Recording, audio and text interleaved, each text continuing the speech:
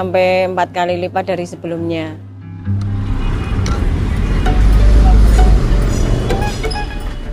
Creating a fair economy for all. These 6 words lead everything that Mitra Bukalapak does. As a one-stop solution for MSMEs, Mitra Bukalapak empowers mom-and-pop stores across hundreds of cities in Indonesia. Mitra Bukalapak is the market leader in online to offline business and pioneer of the digitalization of Indonesian MSMEs.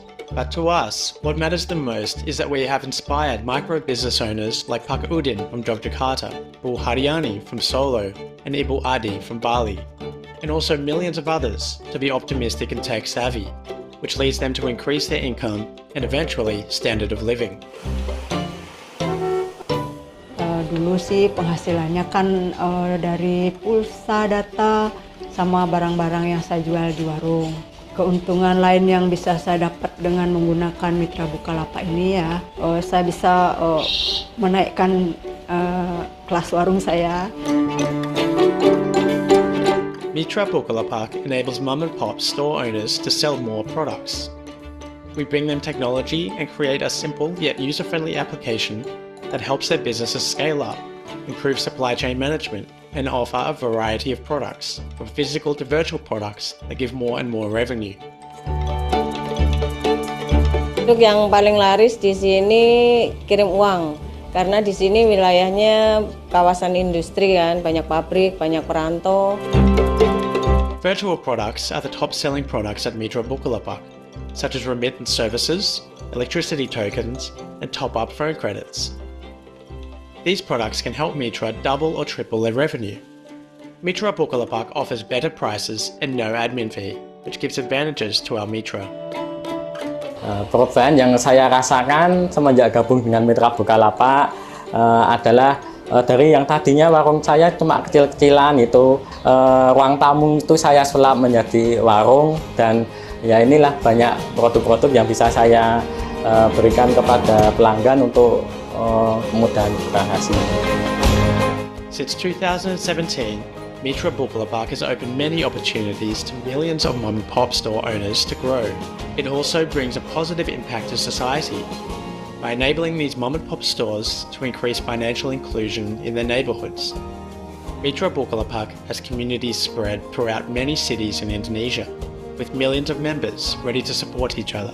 Because at the end of the day, Mitra Bukalapak believes its biggest achievement is not only about profit, but also ensuring a fair economy for all.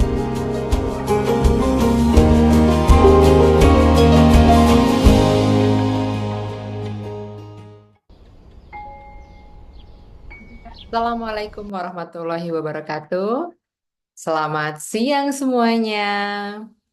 Wah, ini kayaknya udah rame banget yang ikutan ya. Selamat siang para juragan Mitra Bukalapak dan pelaku UMKM di seluruh Indonesia. Selamat datang di acara webinar Satu Pujaan atau Perempuan Jagoan Pencari Cuan dengan tema Perempuan Andal Finansial. Wih, coba nih yang udah siap, yang udah ready ikutan webinarnya sampai selesai, boleh ya ditulisin di chat komen, di chat atau di komen. Siap, siap, siap gitu ya. Boleh nih absen dari mana aja. Nah, karena kita akan bersiap segera mendengarkan materi atau juga sharing session dari pembicara kita pada sore hari ini. Acara ini dan acara webinar pujaan yang pertama ini didukung penuh oleh Bank BCA dan juga Bakti BCA. Untuk itu sudah ada dua pembicara yang hadir dari pihak BCA. Yang pertama ada Mbak Laura Hotagaol dan juga Mbak Dona Chandra. Wow, mantap. Oke, juragan semua dan juga pelaku UMKM, kayaknya nggak sabar ya kita mau segera dengarkan apa aja sih yang perlu banget diingat dan baru dipelajari, terutama tentang pengaturan keuangan usaha dan juga keuangan pribadi. Hacksnya kayak gimana, strateginya kayak gimana, langsung aja kita persilahkan pembicara dari BCA. Yang pertama, langsung saja kita berikan sambutan yang paling meriah untuk Mbak Laura Hutagaol, Personal Relationship Manager BCA. Yeay. Dan juga akan ditemani oleh Mbak Dona Chandra, Wealth Specialist Bank BCA. Silahkan Mbak Laura. Juragan-juragan kan punya usaha, punya bisnis. Pasti pengen dong untuk mengembangkan, pasti pengen dong supaya keuangan usahanya dan keuangan pribadinya bisa meningkat. Jadi kita nanti akan share juga beberapa cara-cara meningkatkan uang dan mengalokasikan perencanaan keuangan itu. Next.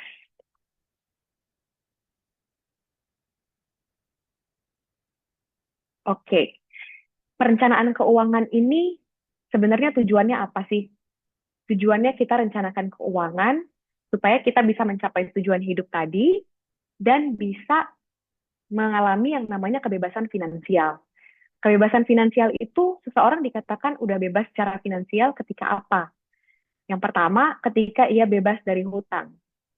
Mungkin kadang kalau kita dengar hutang itu terdengar horor gitu ya, terdengarnya menyeramkan. Tapi balik lagi, tergantung ke peruntukan dananya. Kalau memang hutangnya sudah kita ukur, oke, bisa lunas dalam waktu 1 bulan, 2 bulan, atau mungkin 6 bulan, tergantung dengan arus kas yang ada di usaha.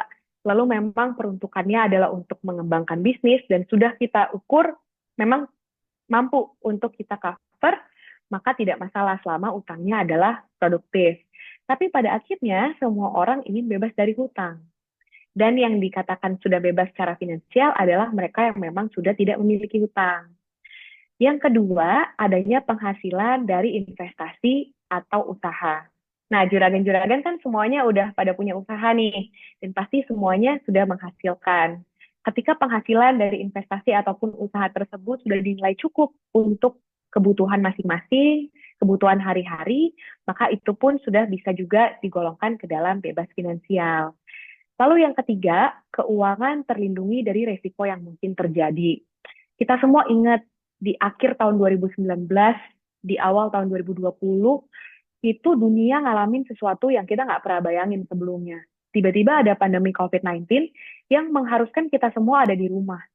Nah, kita sih berharapnya hari-hari besok itu lebih baik ya. Kita berharapnya hari-hari besok itu gak usah adalah pandemi-pandemi ataupun penyakit-penyakit ataupun mungkin keadaan ekonomi yang sulit buat kita. Kita pasti berharapnya semoga dunia makin baik, pemerintah kerjanya makin bagus, bisnis kita makin lancar. Tapi yang namanya resiko itu ada yang memang tidak bisa kita hindari. Ada aja peluang-peluang ataupun kemungkinan-kemungkinan sesuatu yang nggak kita inginin terjadi. Contohnya COVID-19 ataupun pandemi COVID-19 di tahun 2020 yang lalu. Nah, kita perlu perencanaan keuangan supaya ketika sesuatu yang mendadak itu terjadi, sesuatu yang di luar dari keinginan kita itu terjadi, kita bisa tetap bertahan dan tidak mengalami kesulitan. Gitu. Next. Oke. Tahapan menuju kebebasan finansial. Ada 5 tahapannya. Yang ke-0 itu dependent. Berarti kita masih tergantung secara finansial sama orang lain. Misalkan anak-anak belum lulus sekolah, kita masih terima uang jajan, dan hidup kita memang tergantung dari orang tua. Kalau orang tua nggak kirimin kita uang, kalau orang tua nggak kasih kita duit jajan, ya kita juga nggak bisa ngapa-ngapain nih. Itu adalah fase dependent. Fase pertama itu yang mandiri. Sudah ada penghasilan, tidak lagi bergantung pada orang lain. Nah, kita udah punya penghasilan sendiri, sudah mulai bekerja atau berusaha. Di tahapan ini, kita harus hidup sehemat mungkin. Ada pepatah yang bilang, bersakit-sakit dahulu, berenang-renang kemudian. Berenang-renang ke tepian. Nah, ini kalau kita lihat di tahap 1, mandiri. Awal banget ngasilin duit sendiri, kadang kita rasanya pengen menikmati. Tapi nggak boleh lengah, karena di tahap awal ini adalah tahap yang paling penting dalam kita mempersiapkan si tabungan untuk dana darurat tadi. Lalu yang kedua itu stabil, sudah ada penghasilan untuk memenuhi kebutuhan dan ditabung, ada kewajiban yang harus ditutupi, misalkan cicilan untuk beli motor, atau misalkan cicilan beli rumah, atau cicilan sesederhana mungkin beli handphone. Yang ketiga itu otonom, penghasilan dan tabungannya sudah cukup, sudah tidak ada lagi hutang yang harus dibayar, bisa bertahan hidup berbulan-bulan meskipun keluar dari pekerjaan atau bisnis tutup. Nah, otonom ini adalah ketika kita sudah punya cadangan tabungan atau cadangan dana yang kalau-kalau misalkan ada kesusahan tertentu terjadi, tiba-tiba misalkan bisnis kita nggak terlalu lancar, kita masih tetap bisa menjalankan hari-hari tanpa terganggu. Yang keempat itu aman, penghasilan dari usahanya bisa menutup biaya sehari-hari, tabungannya banyak, udah bisa milih, udah pengen pensiun belum ya? Kalaupun kita udah pengen pensiun dan tidak menghasilkan lagi, dana yang kita miliki itu udah cukup untuk kita menjalani hari-hari. Lalu yang terakhir, yang kelima, ini adalah tujuan yang kita semua pengenin ya, yaitu bebas finansial. Bisa hidup mewah dari penghasilan pasif. Tapi balik lagi, penghasilan mewah itu tergantung dari masing-masing. Bisa cukup makan, mungkin kita pengen 6 bulan sekali lah, pengen jalan-jalan keluar kota, misal. Lalu tidak perlu berpikir untuk bekerja ataupun mencari uang lebih. Karena apa yang ada di hari ini, apa yang ada di tabungan kita, sudah cukup untuk mendukung ataupun mensupport gaya hidup yang kita inginkan. Next. Oke, ada keadaan-keadaan kadang-kadang uang selalu habis setiap bulan. Nggak bisa nabung. Merasa biaya kebutuhan dan biaya yang perlu kita keluarkan setiap harinya untuk kehidupan kita kok makin besar ya? Kok makin berat? Kira-kira juragan-juragan pernah ngerasain nggak ini? Kok uangnya baru tengah bulan, udah nggak cukup, kok boro-boro nabung, ini masih minggu ketiga, udah sulit. Oh, ini pada jawab sering. Iya, betul. Sama Laura juga kadang-kadang masih merasakan hal tersebut.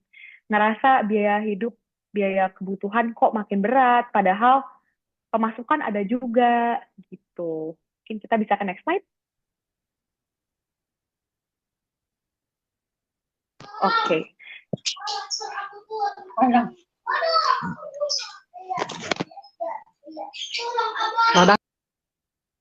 Ya, ini ada sedikit tips mengelola keuangan pribadi.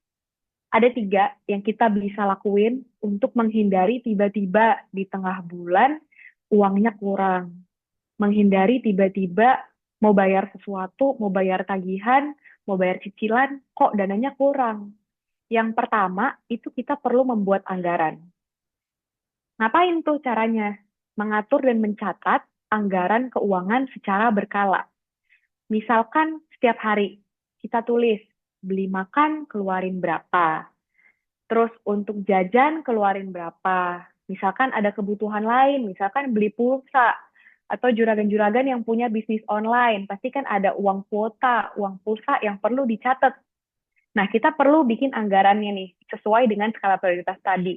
Nomor 1 untuk yang paling penting, semakin ke bawah ke yang semakin bisa nanti dulu deh, nggak apa-apa. Lalu yang kedua, menabung, itu menyisihkan uang untuk tabungan jangka pendek dan jangka panjang. Tadi mungkin juragan-juragan ada yang punya keinginan, ada yang punya tujuan, pengen beli handphone baru deh di 3 bulan lagi, harganya 500.000. Nah, berarti itu jangka pendek. Kita perlu siapin setiap bulan nabung mungkin 170.000 supaya 3 bulan lagi bisa beli handphone barunya. Lalu yang ketiga, ini lunaskan semua hutang. Ketika memang dirasa dana yang kita miliki sudah cukup, lalu kita sudah bisa berjalan tanpa adanya hutang, kita bisa nih alokasiin mulai untuk lunasin, untuk bayar pelan-pelan si hutangnya. Supaya pada akhirnya kita bisa mencapai kebebasan finansial tersebut. Karena kebiasaan berhutang merupakan kebiasaan yang mungkin bukan buruk ya, nggak terlalu baik lah berhutang itu. Dan seringkali membuat stres. Kalau misalkan hutangnya bisa dipakai untuk produktif, untuk memperluas bisnis, untuk nambah jaringan, untuk bikin peningkatan dalam penjualan, itu nggak masalah. Tapi ingat, kalau sampai hutangnya sudah membuat kita kepikiran, susah tidur, atau stres, mungkin kita harus pikir-pikir lagi untuk lunasin hutangnya dan pakai apa yang ada untuk kita jalankan bisnis yang ada. Nah, jumlah minimum tabungan itu 3 kali biaya hidup per bulan. Misalkan, oke, untuk makan setiap bulan butuh berapa? 50.000 satu hari, dikali 30, 1,5 juta. Oke, makan 1,5 juta. Transport, buat bensin, buat maintenance motor misalkan. Kira-kira di berapa? misal 500.000 atau 1 juta. Ditotalin, oke 1 bulan perlu 5 juta setiap orang misalkan. Nah, dana tabungan minimal yang idealnya kita punya itu 3 kali dari jumlah biaya hidup. Berarti kalau misalkan 5 juta setiap bulan, maka idealnya di tabungan kita punya 15 juta. Itu kenapa? Supaya ketika nanti di suatu waktu ada terjadi resiko atau terjadi sesuatu yang kita nggak inginin, misalkan bisnisnya lagi kurang baik, atau tiba-tiba terjadi musibah atas usaha atau atas kehidupan kita, kita bisa tetap menjalani hari-hari tanpa terganggu karena sudah punya nih 3 kali dari biaya hidup yang kita butuhkan. Next.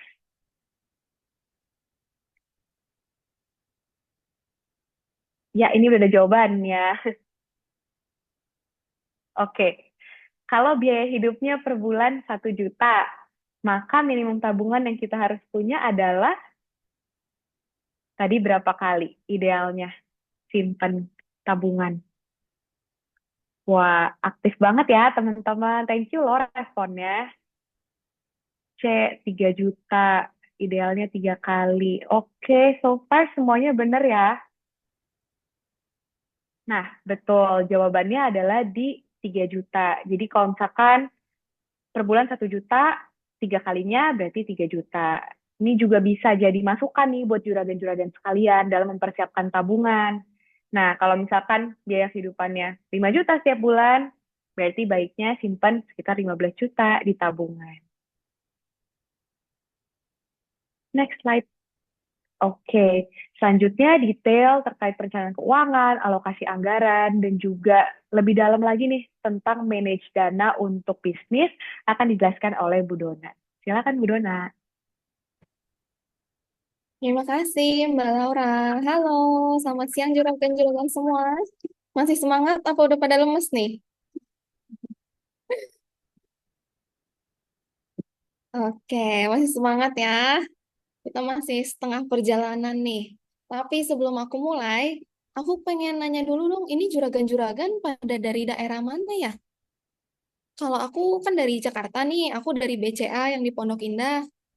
Kalau juragan-juragan, waduh, Palembang, Bekasi, Cirebon, Karawang, waduh, banyak.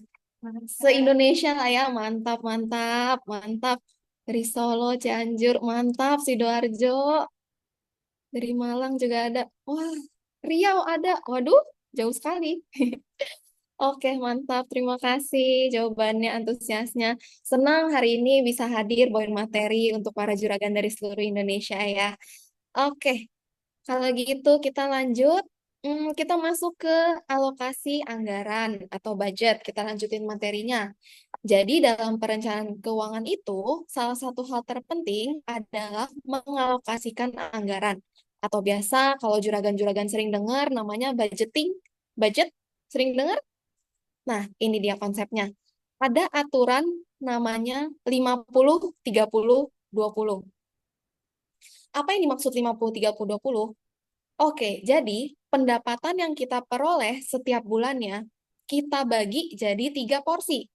50% untuk kebutuhan, 30% untuk keinginan, 20% untuk simpanan atau tabungan jangka panjang. Ini jadi patokan ya, boleh dicatat biar ingat. Gimana cara bedain kebutuhan sama keinginan? Tadi Kak Laura udah jelasin sedikit. Nanti kita akan jelasin lebih detail gimana sih cara bedain kebutuhan sama keinginan. Yang menarik di sini, kalau simpanan disisain 20%. Kalau mau lebih dari 20% boleh nggak? Boleh banget Bapak Ibu, para juragan semua boleh. 50% simpanan juga boleh. Minimalnya aja 20%. Coba kita ke next slide dulu ya. Nah, ini kebutuhan maksimum 50% ya. Misalkan 1 juta ya, per bulan tuh ada 1 juta. Kita sisain 50%-nya untuk kebutuhan, berarti 500.000. Apa aja sih yang masuk ke kebutuhan? Yang pertama, belanja bulanan. Bukan belanja yang untuk cantik-cantik ya, Bapak Ibu, bukan untuk yang belanja spare part, belanja tas gitu, bukan ya. Maksudnya belanja sayur mayur buat masak, buat makanan sehari-hari.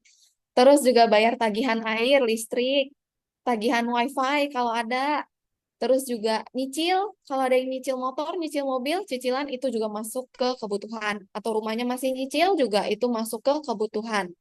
Pokoknya hal-hal yang sifatnya primer lah, yang prioritas banget, yang tiap bulan tuh harus disisihin. Misalkan anak sekolah, biaya anak sekolah itu juga termasuk. Waduh, Kang Opet punya 2 simpanan sudah punya. Kang Opet jangan ya, Kang ya. Simpanan apa dulu nih? Lanjut. Kalau keinginan, apa bedanya? Keinginan, contohnya, beli HP baru, kayak tadi yang Laura bilang. Krimbat di salon, padahal kan bisa sampoan di rumah. Ngapain ke salon, ya kan? Terus belanja baju baru, belanja tas baru. Cuman mungkin kondisinya beda nih. Misalkan tas yang lama udah rusak, kita butuh belanja tas baru. Itu namanya kebutuhan atau keinginan? Kebutuhan. Kalau misalnya tas lamanya masih bagus, kita lapar mata aja mau beli tas baru, itu baru namanya keinginan. Jadi kita anggaran ya, anggarannya 30% untuk keinginan. Nah, next untuk tabungan minimum 20%. Gunanya untuk apa sih simpanan tabungan? Gunanya untuk mempersiapkan masa depan kita. 10 tahun lagi kita nggak tahu kondisi finansial kita seperti apa. 20 tahun lagi anak kita udah gede, siapa tahu mereka masih butuh uangnya. Nah, ini gunanya simpanan atau tabungan. Contoh dari simpanan apa aja sih? Yang pertama, misalkan ya kalau di BCA, misalkan juragan-juragan ada yang pernah ikutan tahapan berjangka. Itu jadi tiap bulan nanti di debit uangnya ditarik dari rekening, ditabung, nanti setelah 12 bulan nanti para juragan bisa cairin uangnya. Itu salah satunya. Terus juga dana pensiun, itu termasuk simpanan nggak? Termasuk. Misalkan nanti kita udah usianya udah tua, kita udah nggak bisa kerja lagi, udah nggak bisa produktif lagi, kita siapin dulu dana pensiunnya. Terus juga yang paling penting dana darurat ya. Terus tadi Laura sempat singgung kalau simpanan itu atau tabungan nominalnya harus minimum 3 kali dari pengeluaran. Nah, tapi konsep itu berlaku kalau kita masih single, masih jomblo. Contohnya seperti saya. Saya belum nikah, saya belum punya anak, saya belum ada tanggungan. Jadi simpanan yang harus saya sisihkan 3 kali dari pengeluaran. Misalkan pengeluaran aku sebulan 500.000, berarti kan aku harus punya tabungan 1.500.000. Tapi kalau misalkan udah nikah, gimana? Misalkan ibu mawar ya, punya suami, berarti tabungannya harus 6 kali, karena 3 kali dikali 2. Terus kalau misalkan punya anak, gimana? Berarti tanggungannya ada 3 kan? Diri sendiri, istri atau suami, dan juga anak. Berarti 9 kali dari pengeluaran. Makanya, Kang Opet, kalau nikah 1 kali aja. Kalau misalkan istrinya banyak, tabungannya harus berkali-kali lipat. Gitu. Next. Bercanda ya, Kang Opet ya. Iya, betul. Kalau anak 3 lebih banyak lagi dong, Kak. Iya, betul. Berarti kan 3 anak, diri sendiri, sama suami. Berarti kali 5, 15 kali. Oke, ini kuis ya. Jawabnya cepet-cepetan ya. Ada hadiahnya, tenang aja. Yang pertama kali jawab. Waduh, waduh, udah ada yang jawab nih. Kalau punya uang 1 juta, jumlah maksimum yang boleh dibelanjakan untuk kebutuhan. Kebutuhan loh, kebutuhan sama keinginan beda ya. Jawabannya ada B, ada C. Hmm,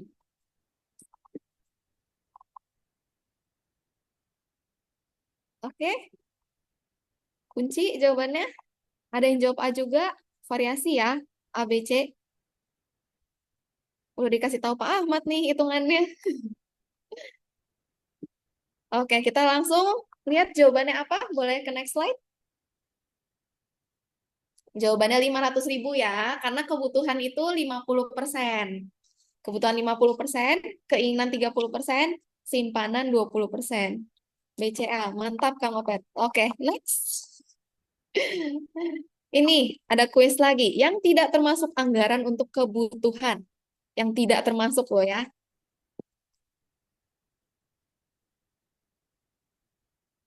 Pada jawab apa nih?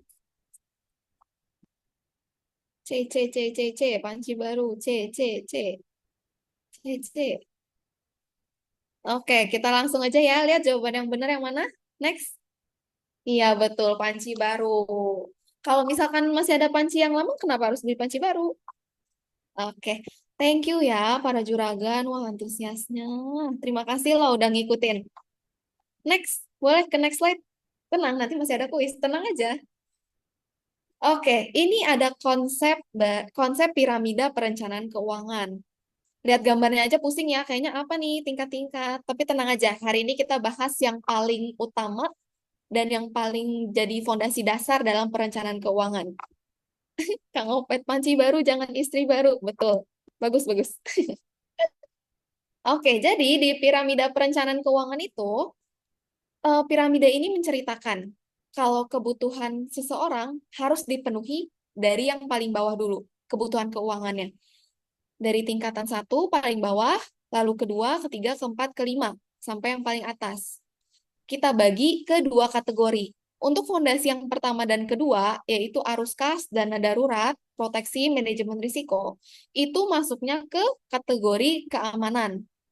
Sedangkan untuk fondasi ketiga, empat, lima, yaitu tujuan keuangan, dana hari tua, dan juga persiapan warisan, itu masuknya ke kategori kenyamanan.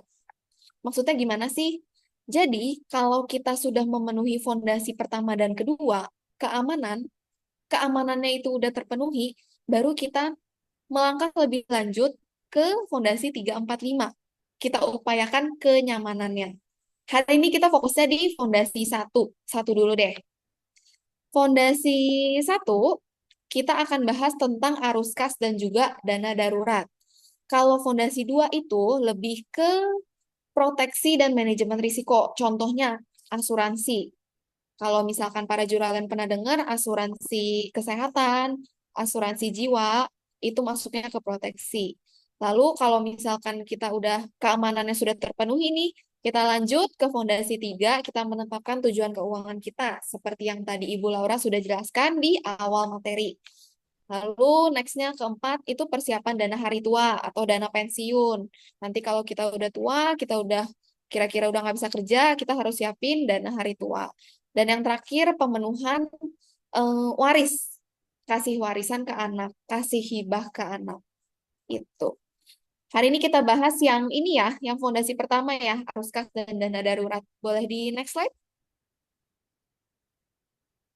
Kalau sudah tua tapi jiwa muda, ikut yang mana? Kalau udah tua tapi jiwa muda, asal masih bisa kerja, gas saja terus, Bu. Tapi sambil siapin ya, Bu ya, disisihin untuk dana hari tuanya, dana pensiunnya. Oke, ini arus kas dan dana darurat. Apa sih masing-masing definisinya? Kalau Bapak Ibu juragan udah familiar dengan arus kas, pasti sering dengar dong orang ngomong, kita harus jaga nih arus kasnya, harus jaga nih cash flow-nya. Maksudnya apa? Kita harus jaga kestabilan antara pengeluaran dan penghasilan. Uang keluar dan uang masuk. Jangan sampai lebih besar pasak daripada yang lebih besar pengeluaran daripada pemasukan. Lalu kita harus mudah beradaptasi dan hidup dengan dana sisa. Maksudnya dana sisa itu apa? Oke, jadi gini. Sebulan pendapatan 1 juta. Misalkan ini Oktober ya, kemarin Oktober kita dapat 1 juta. Berarti di bulan Novembernya kita harus siapin nih, pikirin 1 juta ini mau dibagi-bagi kemana aja. Dari awal bulan November kita harus sisain. Dari 1 juta ini kita mau pakai 500.000 aja deh.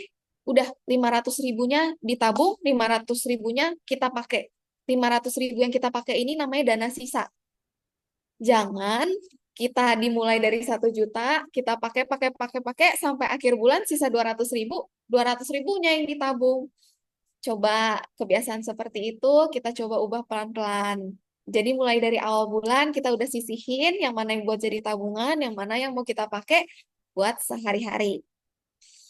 Lalu kita harus mengurangi pengeluaran yang sifatnya boros atau tidak diperlukan. Nah, tadi kan udah bisa bedain kan yang mana kebutuhan dan yang mana keinginan.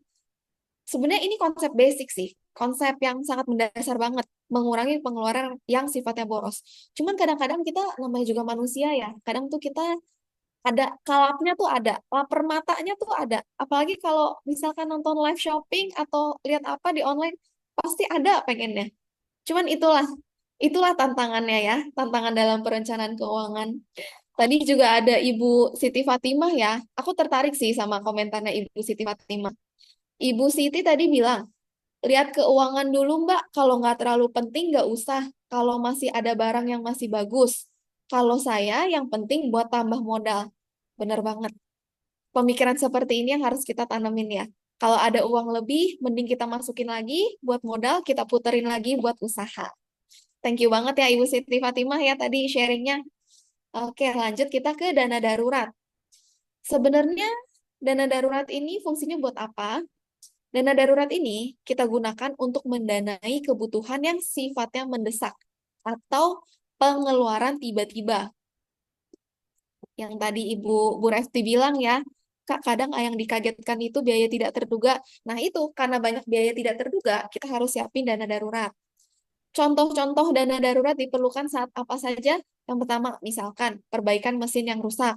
Mesin apa? Misalkan ada yang usahanya kopi, pasti punya mesin kopi kan? Tiba-tiba mesinnya rusak, kita nggak ada yang tahu. Tapi kalau udah ada dana darurat kan jadi enak. Lalu renovasi rumah apabila terjadi bencana alam. Ini amit-amit ya. Tiba-tiba ada banjir atau gempa, bencana alam, kita nggak ada yang tahu. Manusia nggak ada yang bisa prediksi. Lalu yang terakhir, ini paling penting sih, biaya berobat ketika sakit atau kecelakaan. Musibah nggak ada yang tahu. Balik lagi, kita semua manusia nggak ada yang mau yang namanya kecelakaan atau musibah. Tapi hal-hal seperti itu nggak bisa kita prediksi gitu. Kita kan nggak ada yang mau. Misalkan tahu-tahu sebulan lagi kita ada sakit sakit DBD, nggak ada yang tahu. Tapi kalau misalkan kita udah sisihin dana darurat, udah enak nanti bayarnya. Nah, sebaiknya dana darurat ini kita simpan di rekening khusus. Jadi ada rekening tabungan untuk dana darurat yang kita pisahkan dari rekening untuk kebutuhan sehari-hari. Seperti itu. Ibu Rahmawati, Alhamdulillah dilindungi BPJS saya Mbak. Bagus, bagus kalau udah ada BPJS. Oke, next, boleh di next slide. Tips mengelola keuangan usaha. Nah, sebelum mulai, aku mau tanya lagi dong. Bapak Ibu Juragan nih, usahanya pada di bidang apa sih? Ada yang jual kopi kah? Jual kopi atau jual pakaian? Warung? Kelontong, konter pulsa, kantin, warung, jual pulsa, sembako, kopi seduh. Wah, banyak ya yang kelontong ya. Bidang apa aja yang penting menghasilkan uang, amin. Yang penting halal ya, halal dan menghasilkan ya. Oke, warung sembako, pulsa, minuman, kelontong. Wah, oke, oke, oke, oke. Markop plus produk virtual. Fotokopi. Wah, beragam ya. Warung mie, sablon, percetakan ya berarti ya. Ibu-ibu kreatif. Kuliner, produksi kerupuk, lontong virtual dari mobil. Menarik ya, online shop. Oke, oke. Jajanan crepes. Oke, oke. Terima kasih Bapak Ibu Juragan. Menarik nih. Semua usahanya menarik-menarik ya. Banyak yang ini ya, buka warung, kelontong, toko kelontong, kuliner juga banyak. Oke, oke. Terima kasih. Oke, semoga Dona dan Laura doain ya, semoga usahanya semua lancar, semoga rezeki selalu datang. Oke, sekarang kita kasih tips mengelola keuangan usaha. Yang pertama, kita harus mencatat setiap pengeluaran dan pemasukan usaha. Kedengarannya sih simple ya Juragan ya, simple banget. Tapi sebenarnya kalau kita rutin ngelakuin ini kuncinya sih. Kuncinya tuh pencatatan sih sebenarnya. Orang yang catat pengeluaran dan pemasukan aja kadang suka ada selisih loh. Apalagi kalau kita yang nggak pernah nyatet, yang nggak pernah nyimpan bukti transaksi. Itu sih. Jadi, tolong biasakan mencatat setiap pengeluaran dan pemasukan sedetail-detailnya. Misalkan hari ini beli tepung. Misalkan ada ibu yang jualannya jualan kue. Hari ini beli tepung. Tolong ditulis detail. Beli tepung di toko A sebanyak berapa kilo, terus harganya berapa. Terus bukti kwitansinya atau struknya jangan langsung dibuang. Itu kita simpan per bulan. Jadi ada dokumentasinya. Jadi nanti kalau lupa kita bisa lihat lagi. Lalu kedua, kita harus menyusun budgeting. Selain pencatatan, budgeting itu juga penting.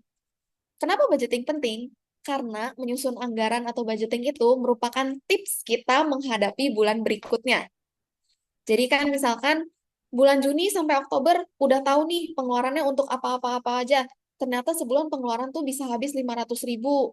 500 ribu larinya kemana aja? Beli tepung, beli telur, beli plastik, beli packaging. Nah, nanti buat kita jualan bulan November Desember ke depannya, kita udah tahu, oh ternyata saya tuh sebulan kira-kira pengeluarannya 500 ribu ya. Bisa nggak ya bulan depan saya kecilin lagi? Kan ini plastik masih ada nih, sisa plastik dari bulan lalu. Berarti bulan depan kita beli plastiknya nggak usah 100 ribu nih, bisa dikurangin jadi 50 ribu. Nah itu pentingnya menyusun anggaran. Karena tadi kita udah rajin nyatet pengeluaran dan pemasukan, maka untuk menyusun anggarannya pasti jadi lebih mudah. Dan yang terakhir, nggak kalah penting. Bahkan menurut saya pribadi ini paling penting. Pisahkan keuangan pribadi dengan keuangan usaha. Tipsnya gimana? Kalau bisa, bikin dua akun bank. Jadi yang satu memang untuk pribadi, diri sendiri, untuk keluarga, untuk kita sendiri, dan satu lagi untuk usaha. Hal ini tujuannya agar keuangan tidak tercampur dan berantakan. Karena gini loh, Bapak Ibu Juragan semua. Misalkan, kalau kita rekeningnya semua dicampur ya, jadi satu. Kita tuh nggak tahu, kemarin tuh kita labanya berapa ya? Kemarin tuh kita untungnya berapa ya bulan lalu ya? Ternyata bulan ini anak ada kebutuhan les, anak mau ikut lomba, ada kebutuhan biaya. Tanpa sadar kita pakai laba di bulan lalu untuk bayarin kebutuhan anak. Sama aja bohong kan? Sama aja entah lari, entah duitnya larinya kemana. Jadi kalau bisa, sebisa mungkin dipisahin. Nah, kalau untuk Bapak Ibu Juragan yang mau bikin akun bank, pemisahan akun antara akun pribadi dan juga akun usaha, boleh nih nanti yang mau buka rekening, nanya-nanya lebih lanjut, nanya ke Dona atau Laura juga bisa. Oke, sebelum itu, belum selesai sampai sini. Next, Dona bakal kasih tahu gimana cara mencatat pengeluaran dan pemasukan secara sederhana untuk membantu Bapak Ibu Juragan semua. Boleh ke next slide?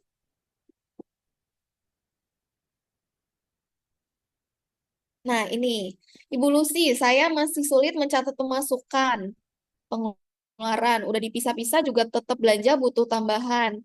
Oke, nah ini Dona kasih contoh template ya. Boleh diikutin ya oleh Bapak Ibu Juragan semua per bulannya. Jadi ini simpel aja sih. Untuk kolom tanggal, tiap hari ada duit keluar masuk selalu dicatat tanggal berapa aja. Untuk kolom kedua transaksi, nah di sini nih kita harus masukin eh, pencatatan transaksi sedetail-detailnya. Misalkan, ini kan Dona cuma tulis modal usaha.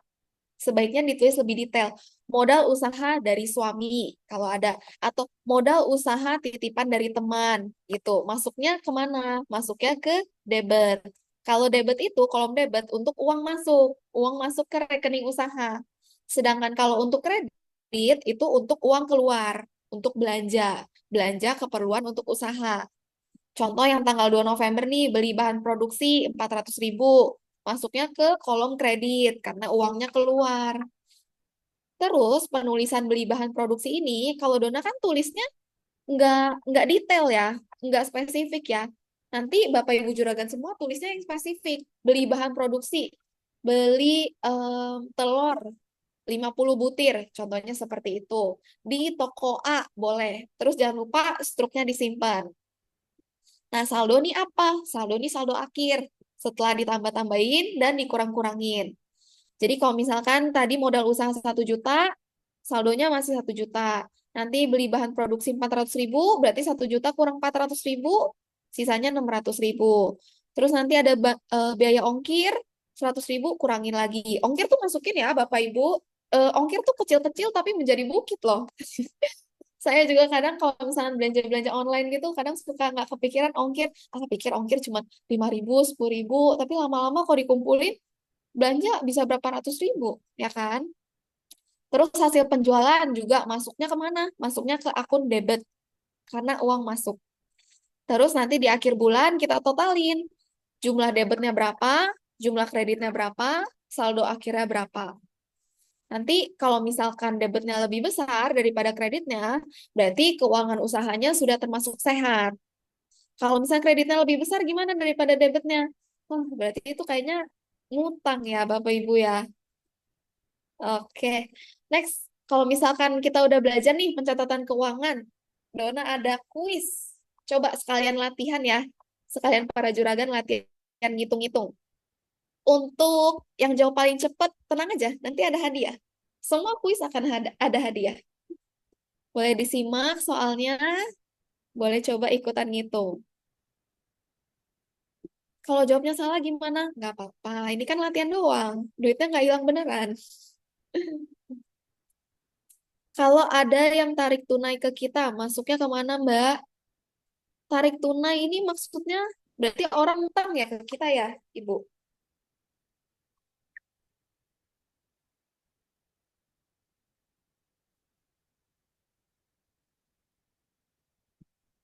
Kalau tarik tunai berarti kan uangnya keluar. Mm.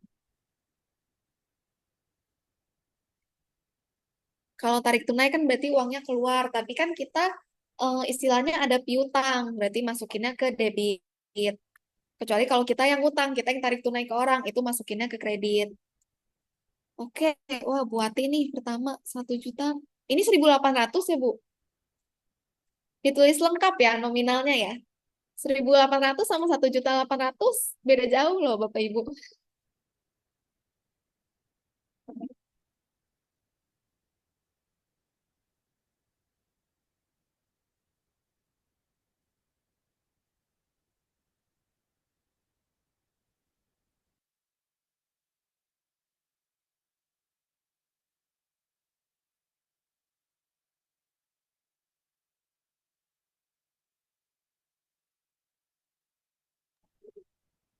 Oke, jawabannya udah banyak yang masuk ya.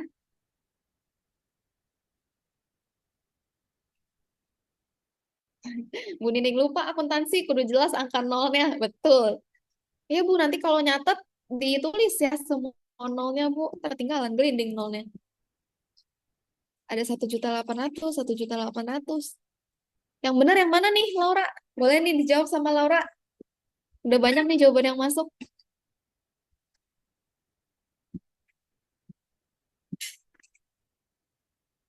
Boleh Mbak Laura dikasih pencerahannya? Nah, ini rata-rata jawabannya 1.800.000. Tapi sepertinya ada yang terskip nih waktu baca soalnya. Coba ya, kita coba satu-satu. Yang pertama, tanggal 1 November, Juragan Ratih melakukan penyetoran modal senilai 2 juta. Berarti di tanggal 1 November, modal usahanya 2 juta di debit atau kredit? Coba, oke, di debit, betul. Udah ada yang benar satu akhirnya. Dengan Mas Ahmad Prasetyo. 1.150. Coba, Mas, boleh di chat. Kira-kira kenapa bisa beda banget? Kenapa yang lain jawabnya 1,8? Oh, ini Mbak Pipit juga 1.150, betul.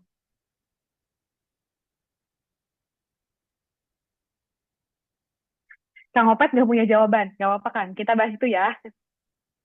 Oke, akhirnya mungkin pada notice nih. Di poin kedua.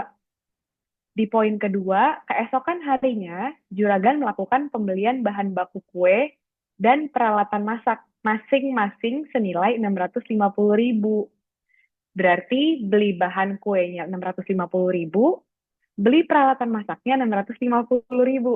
Di situ terkecohnya. Betul, 650.000-nya harusnya dikali 2. Jadi 2 juta di debit, terus masing-masing berarti 1,3, 1.300.000-nya di kredit. Terus tanggal 3 udah mulai jualan nih Juragan Ratihnya. Terus menghasilkan 750.000. Di tanggal 3 November, masuklah di debit 750.000 hasil jualan kue. Tanggal 4, Juragan Ratih melakukan pembelian lagi untuk jualan selanjutnya di 300.000. Jadi debitnya 2 juta, lalu dikredit 1.300.000, jadi 700.000. Terus menghasilkan 750.000 di 1.450.000. Yang terakhir, belanja lagi untuk penjualan besoknya di 300.000. Jadi hasil akhirnya 1.150.000. Good job juragan-juragan semua. Akhirnya menemukan sendiri ada keteringset ya di yang masing-masing senilai 650.000. Betul, jawabannya di 1.150.000. Kira-kira nih tentang pencatatan keuangan, juragan-juragan ada yang mau ditanyain atau mungkin sudah cukup jelas? Iya, terjebak nih.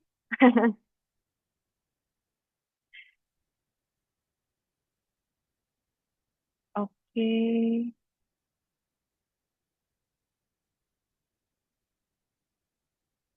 Oke. Pertanyaannya boleh dituliskan di kolom chat, nanti kita tampung, lalu kita jawab setelah sesinya ya. Oke. Penjelasan terkait pencatatan keuangannya dari Laura. Yan, kira-kira dari Mbak Rona ada yang mau ditambahin, Mbak?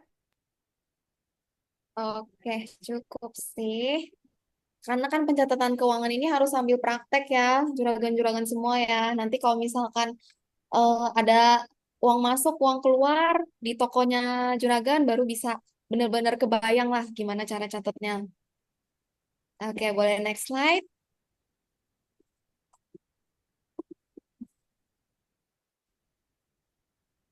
Oke, jadi dari materi hari ini yang sudah dibawakan oleh Ibu Laura dan juga saya, Dona, ada beberapa poin penting yang bisa kita ambil. Yang pertama, pendapatan yang tidak stabil bukanlah alasan untuk tidak mengelola keuangan. Maksudnya gimana? Jadi kan kita kalau usaha ya, apalagi kita jualan, nggak mungkin tiap bulan tuh pemasukan stabil ya segitu-segitu aja. Kadang misalkan lagi lebaran, pemasukannya bisa lebih tinggi. Terus nanti bulan berikutnya bisa turun. Pokoknya bisa naik turun lah kalau jualan itu. Tapi naik turunnya ini bukan berarti alasan kita buat males-malesan mencatat pemasukan dan juga pengeluaran. Dan juga bukan alasan kita buat males ngelola keuangan. Terpikirnya, aduh ribet, ntar bulan depan juga habis lagi. Aduh ribet, ntar bulan depan juga pengeluarannya lebih banyak lagi. Nggak, ini nggak boleh dijadiin alasan untuk tidak mencatat keuangan dan juga malas mengelola keuangan. Justru kita harus lebih rajin mencatat keluar masuknya uang dan mengatur anggaran per bulan.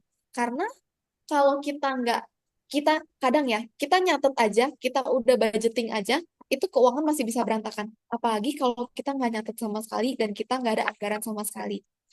Dan yang ketiga, kunci berhemat itu adalah dengan mengetahui kemana uang yang dikeluarkan setiap harinya. Bukan setiap bulan loh, bukan setiap tahun, tapi setiap hari. Tadi kan kita udah bedain ya kebutuhan sama keinginan ya. Kebutuhan, keinginan sama simpanan. Jadi harusnya bisa itu jadi bekal untuk kunci berhemat. Dan yang terakhir, pemisahan keuangan pribadi dan untuk usaha harus dilakukan sesegera mungkin. Nah, ini penting ya untuk para pelaku usaha UMKM ya, Bapak Ibu juragan semua.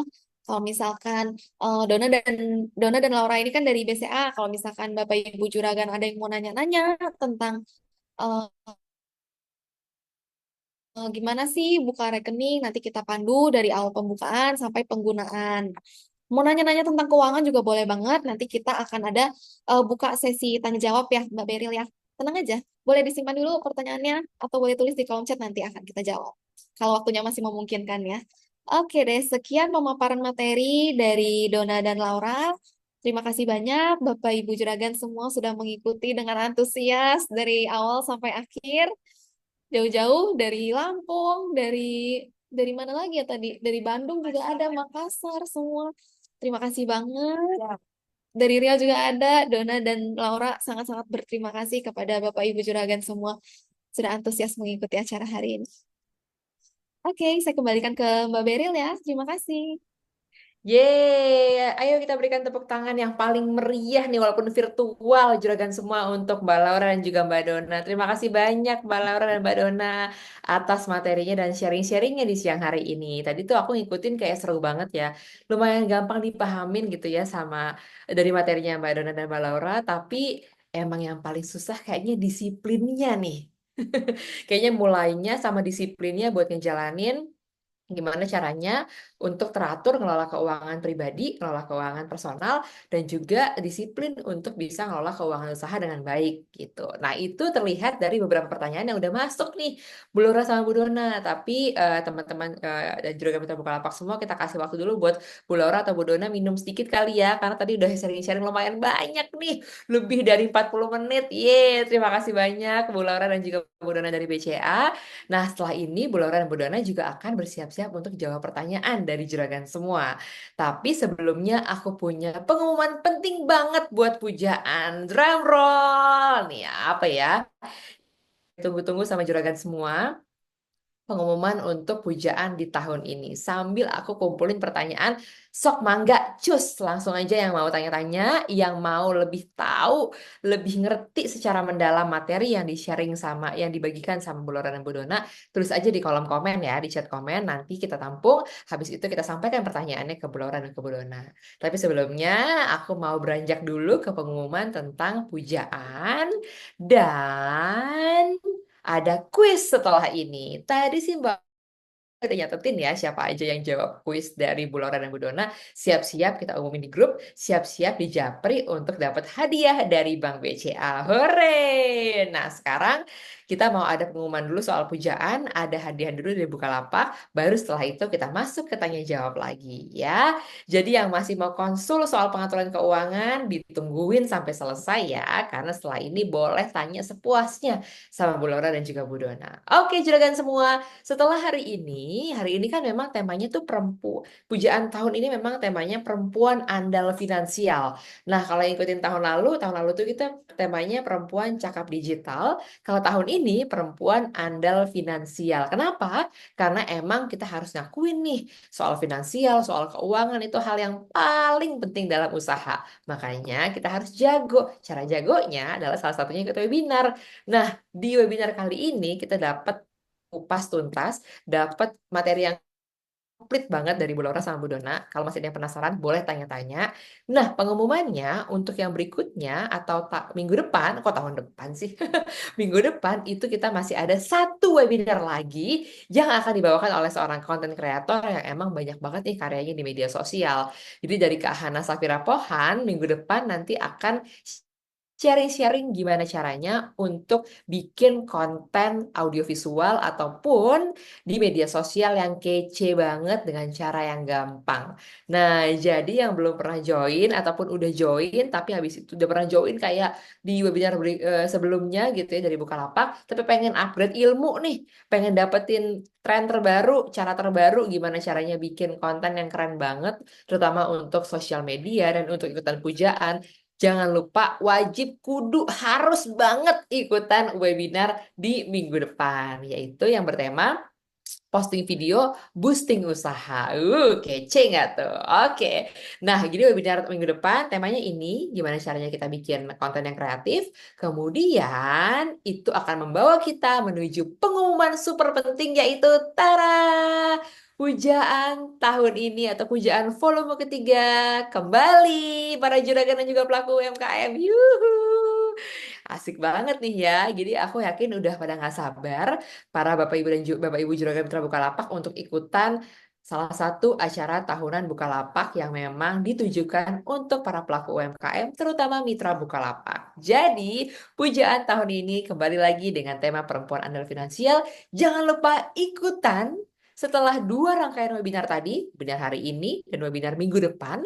Nah, nanti siap-siap pujaan semua, juragan semua, kita punya waktu 1 bulan penuh untuk submit atau ikutan kompetisi modal, kompetisi bercerita di media sosial tentang usaha Juragan Mitra Bukalapak semua yang berhadiah total puluhan juta rupiah. Hihi, boleh dong temennya mana nih yang gak sabar mau ikutan, yang pengen banget ikutan, cus ya, tinggalin komen, aku pengen banget ikutan, aku pengen banget menang pujaan, ditunggu ya. Mau, asik. Oke, nah juragan semua, terutama juragan Mitra Bukalapak, ini adalah syarat-syaratnya yang di slide berikutnya aku kasih tahu, aku spill. Yang pertama, Ini kayaknya harusnya aku tambahin ya. Jadi pemenangnya adalah yang akan jadi pemenang di tahun ini adalah yang pertama harus perempuan. Oke.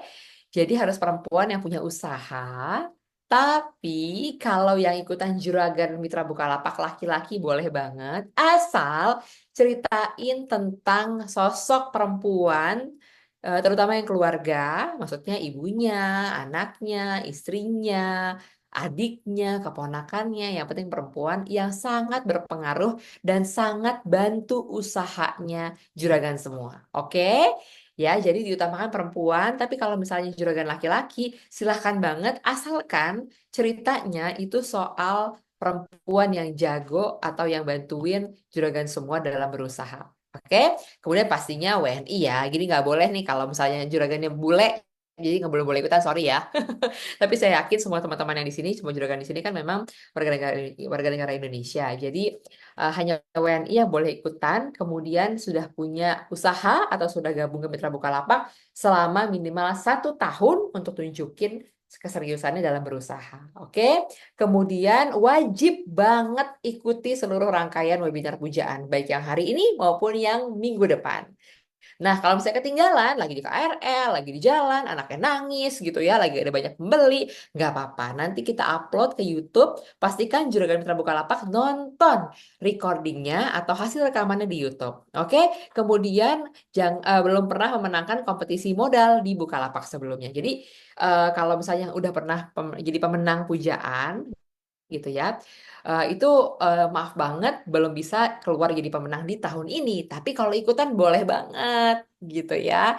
Nah, tapi kalau misalnya apa namanya saudaranya juga itu mitra Bukalapak kemudian mau ikutan, didorong aja, diajakin aja juragan semua, jadi itu terbuka buat semuanya. Oke, kemudian pastinya usahanya masih mikro ya, jadi bukan yang kaya raya banget gitu ya, bukan yang udah berhasil banget gitu baru ikutan, jangan, tapi baru mulai, kemudian juga nanti apa namanya kita encourage atau kita dorong untuk bisa dapetin hadiah modal usaha dari pujaan. Yeay! Buat yang belum punya NPWP, masih ada waktu untuk ikutan kompetisinya. Jadi diurus ya, juragan semua, silahkan diurus ke dinas terkait, ke instansi terkait. Kayaknya yang ngurus NPWP harusnya nggak lama ya, supaya nanti pada saat submit, pada saat isi form yang akan kita blast di grup peserta pujaan 2024, biasanya Mbak Rahma Aulia nih yang sebar-sebar ya kan. Juragan Mitra Bukalapak semua udah punya NPWP.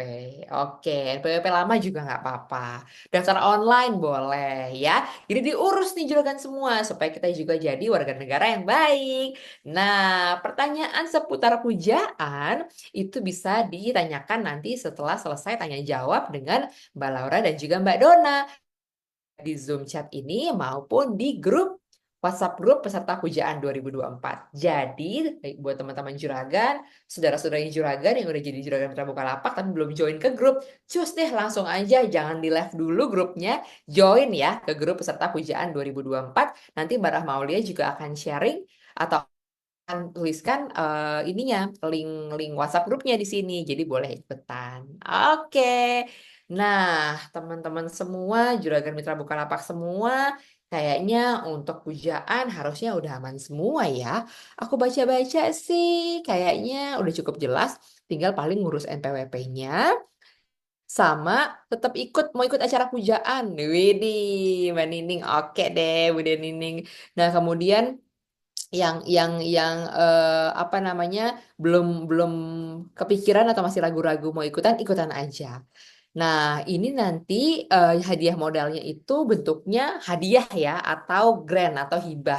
Jadi bukan pinjaman Juragan Siti Fatimah gitu ya. Jadi nggak akan kita tagih. Tapi paling kalau misalnya lihat dari para pemenang juragan sebelumnya, itu biasanya kita minta laporannya atau kita minta cerita dan kisah suksesnya. Apa namanya penggunaan hadiahnya tuh udah dipakai buat apa aja gitu ya. Jadi nggak diminta balik uangnya. Oke. Nah, semoga cukup jelas semua peserta peserta pujaan tentang informasi A sampai Z soal kompetisi modal pujaan. Ingat ya, kalau misalnya ada yang kurang jelas, kita bisa lanjut nanti di Zoom chat ataupun di grup peserta pujaan 2024. Kayak udah makin membara nih semangatnya semua ya para juragan mitra Bukalapak. Sebelum kita lanjut ke tanya jawab, aku mau coba kasih kuis dulu. Yeay, siapa nih yang udah siap-siap ikutan kuis? Kalau tadi ada 5 pemenang yang udah kita tentukan untuk mendapatkan hadiah dari Bank BCA, sekarang akan ada 5 pemenang kuis. Dan nanti ada juga 5 pemenang penanya terbaik. Ya, kita ada 10 saldo mitra Bukalapak senilai Rp50.000 untuk 10 orang pemenang. Dibagi 2, 5 untuk peserta penjawab kuis, 5 lagi untuk penanya terbaik. Hihi, asik. Bertabur hadiah dong tentunya pastinya webinar pujaan ya. Oke, bismillah dapat, bismillah. Ayo semua yang masih semangat, jangan lupa ikutan ya. Siapin HP-nya. Siapin untuk ikutan kuis. Udah siap belum ya kira-kira kuisnya? Kita coba lihat dulu, kita coba tes-tes dulu. Kalau udah aman, aku boleh dikasih tahu ya. Oke, siap teman-teman semua. Juragan mitra Bukalapak semua, boleh masuk ke My Quiz ya. Quiz.com, juragan mitra Bukalapak semua. Quiz.com, kemudian code-nya atau kodenya masukin 128634. Yeay, coba nih ditungguin nih partisipannya. Siapin HP-nya aja juragan mitra Bukalapak semua. Masuk ke quiz.com, kemudian masukin angkanya 128634. Juragan Ahmad udah ikutan, Mbak Surni Kurnia juga udah. Siapa lagi ayo? Quiz.com 128634. Cus, langsung. Teh Laras, Teh Ranti udah, Teh Anti udah, Juragan Rizky, Juragan Endah. Banyak nih kayaknya ya yang siap-siap ikutan. Ingat ya, cepet-cepetan yang jawab tercepat sama tertepat itu boleh bawa pulang saldo mitra Bukalapak nanti ya. Kita mengharapkan ada banyak pemenang-pemenang lain di setiap tahunnya. Sehingga tahun ini kita mengutamakan pemenang untuk yang belum pernah memenangkan di pujaan sebelumnya. Oke.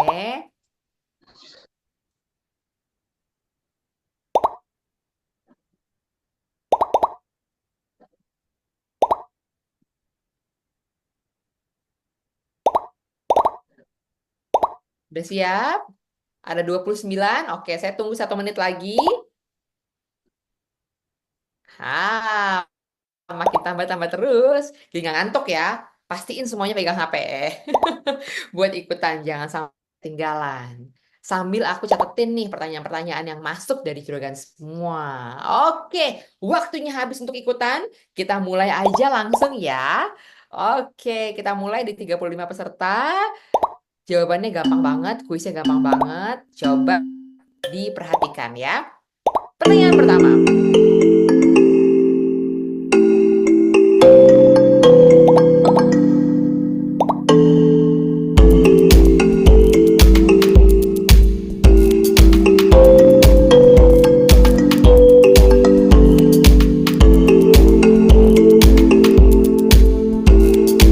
Udah berapa nih? Udah 5 pertanyaan ya.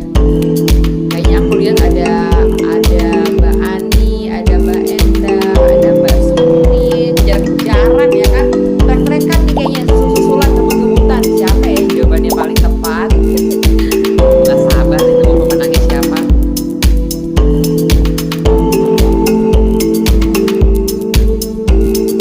Pertanyaan udah banyak banget ya. Wow, ini kayaknya nggak cukup nih, kayaknya harus dibahas 2 hari 2 malam nih. Sambil jawab pertanyaan juga, sambil jawab kuis juga, sambil nanya juga. Keren-keren banget emang juragan Bukalapak semuanya. Top. Udah mau selesai nih jangan ya. Kira-kira siapa yang akan jadi pemenang? 5 penjawab cepat dan tertepat ialah pemenangnya.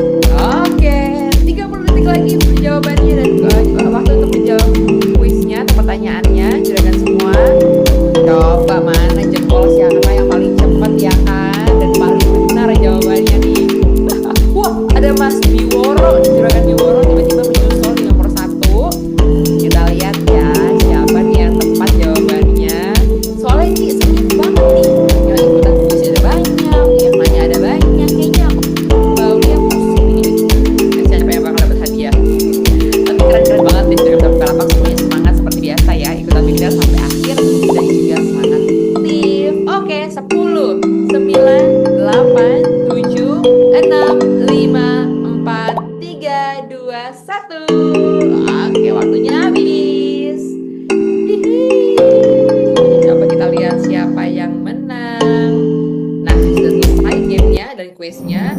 Kita lihat ya. Oh, oke, ada Mas Biwo atau Juragan Biworo, Juragan Ani, dan juga Juragan Weni. Tiga pemenang, nanti ada dua susulan lainnya ya. Akan di-manage dan akan dicatat sama Mbak Aulia. Ada, oh, Juragan Laras sama Juragan Endah. Yeay, selamat, selamat, selamat. Mantap, nggak percuma ya. Jempolnya cepet banget nih Juragan semua. Oke, kita lanjut yuk ke sesi tanya jawab yuk. Ini rugi banget ya yang nggak nanya, tapi juga beruntung banget yang ajukan pertanyaan karena aku lihat pertanyaannya keren-keren banget. Mbak Laura sama Mbak Dona udah siap jawab pertanyaan? Aku bacain ya pertanyaannya. Oke, Ya, boleh. siap. Ya. Ya, oke. Pertanyaan pertama nih Mbak Laura dari em, Mbak Anti ya. Dari Mbak Anti ini tuh nanyanya ada nggak sih Mbak? Ini mirip sama Mbak Ainun di Jawa Tengah. Ada nggak sih Mbak Laura dan Mbak Dona cara agar bisa menabung uang untuk membuat kita menahan diri untuk nggak beli ini itu. Idealnya tabungan itu paling penting dipakai buat apa? Mungkin tiga prioritas utama nih Mbak Laura sama Mbak Dona. Silahkan Mbak Laura. Oke, Laura coba jawab ya Mbak Beril. Sebelumnya thank you juragan-juragan buat antusiasnya, buat pertanyaan-pertanyaannya. Kita tampung, semoga kita bisa jawab dan memenuhi ekspektasi dari juragan-juragan semuanya. Buat pertanyaan yang pertama, idealnya tabungan itu dipakainya untuk apa? Tadi kalau juragan perhatiin, ada slides di bagian simpanan atau tabungan. Nah, di situ ada ditulis apa-apa saja yang kira-kira kita bisa alokasikan dari tabungan.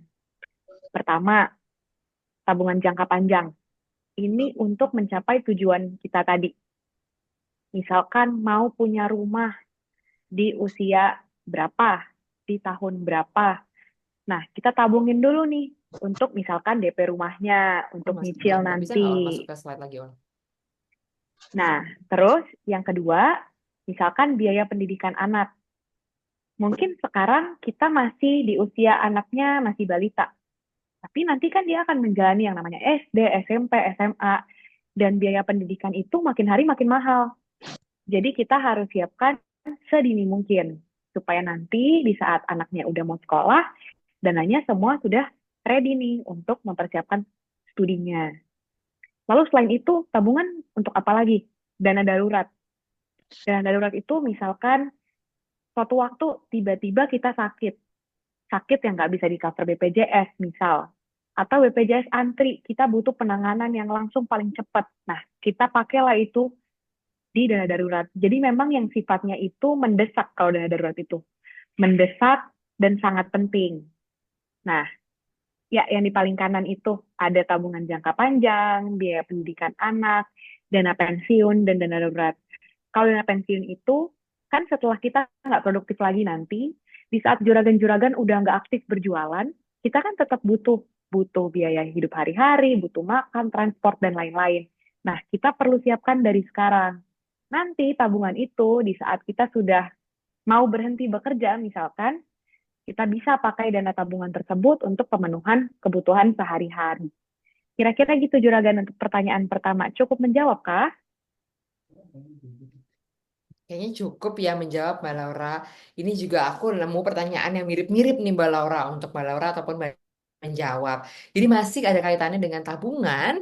Misalnya ada pertanyaan dari Juragan Ahmad nih, Mbak Laura gitu kan. Kalau misalnya ada lumayan banyak nih pemasukannya, Mas Ahmad rajin usahanya nih ya. Ya, biasanya kalau misalnya ada uang yang tiap hari masuk gitu ya Mbak Laura dan Mbak Dona. Untuk simpanan lebih baik ada dua rekening atau satunya itu tabungan biasa, satunya lagi deposito. Khawatirnya kalau misalnya deposito kan uangnya di lock gitu ya. Jadi tiba-tiba ada keperluan mendadak, takutnya nggak bisa diambil. Mana nih yang lebih prioritas gitu Mbak Dona, Mbak Laura? Oke, mungkin Laura coba jawab ya Mbak. Kalau misalkan memang ada pemasukan setiap hari, kita perlu bagi lagi nih, Mas Ahmad, juragan-juragan sekalian. Kira-kira yang kita butuh, dana liquid betul-betul dalam tabungan yang kita perlu itu nominalnya kira-kira berapa? Seperti tadi, itu kan ada 3 kali dari kebutuhan sehari-hari. yang perlu kita siapkan di tabungan. Nah, kalau saran Laura, mungkin di dua bulan pertamanya bisa simpan memang dalam dana yang liquid.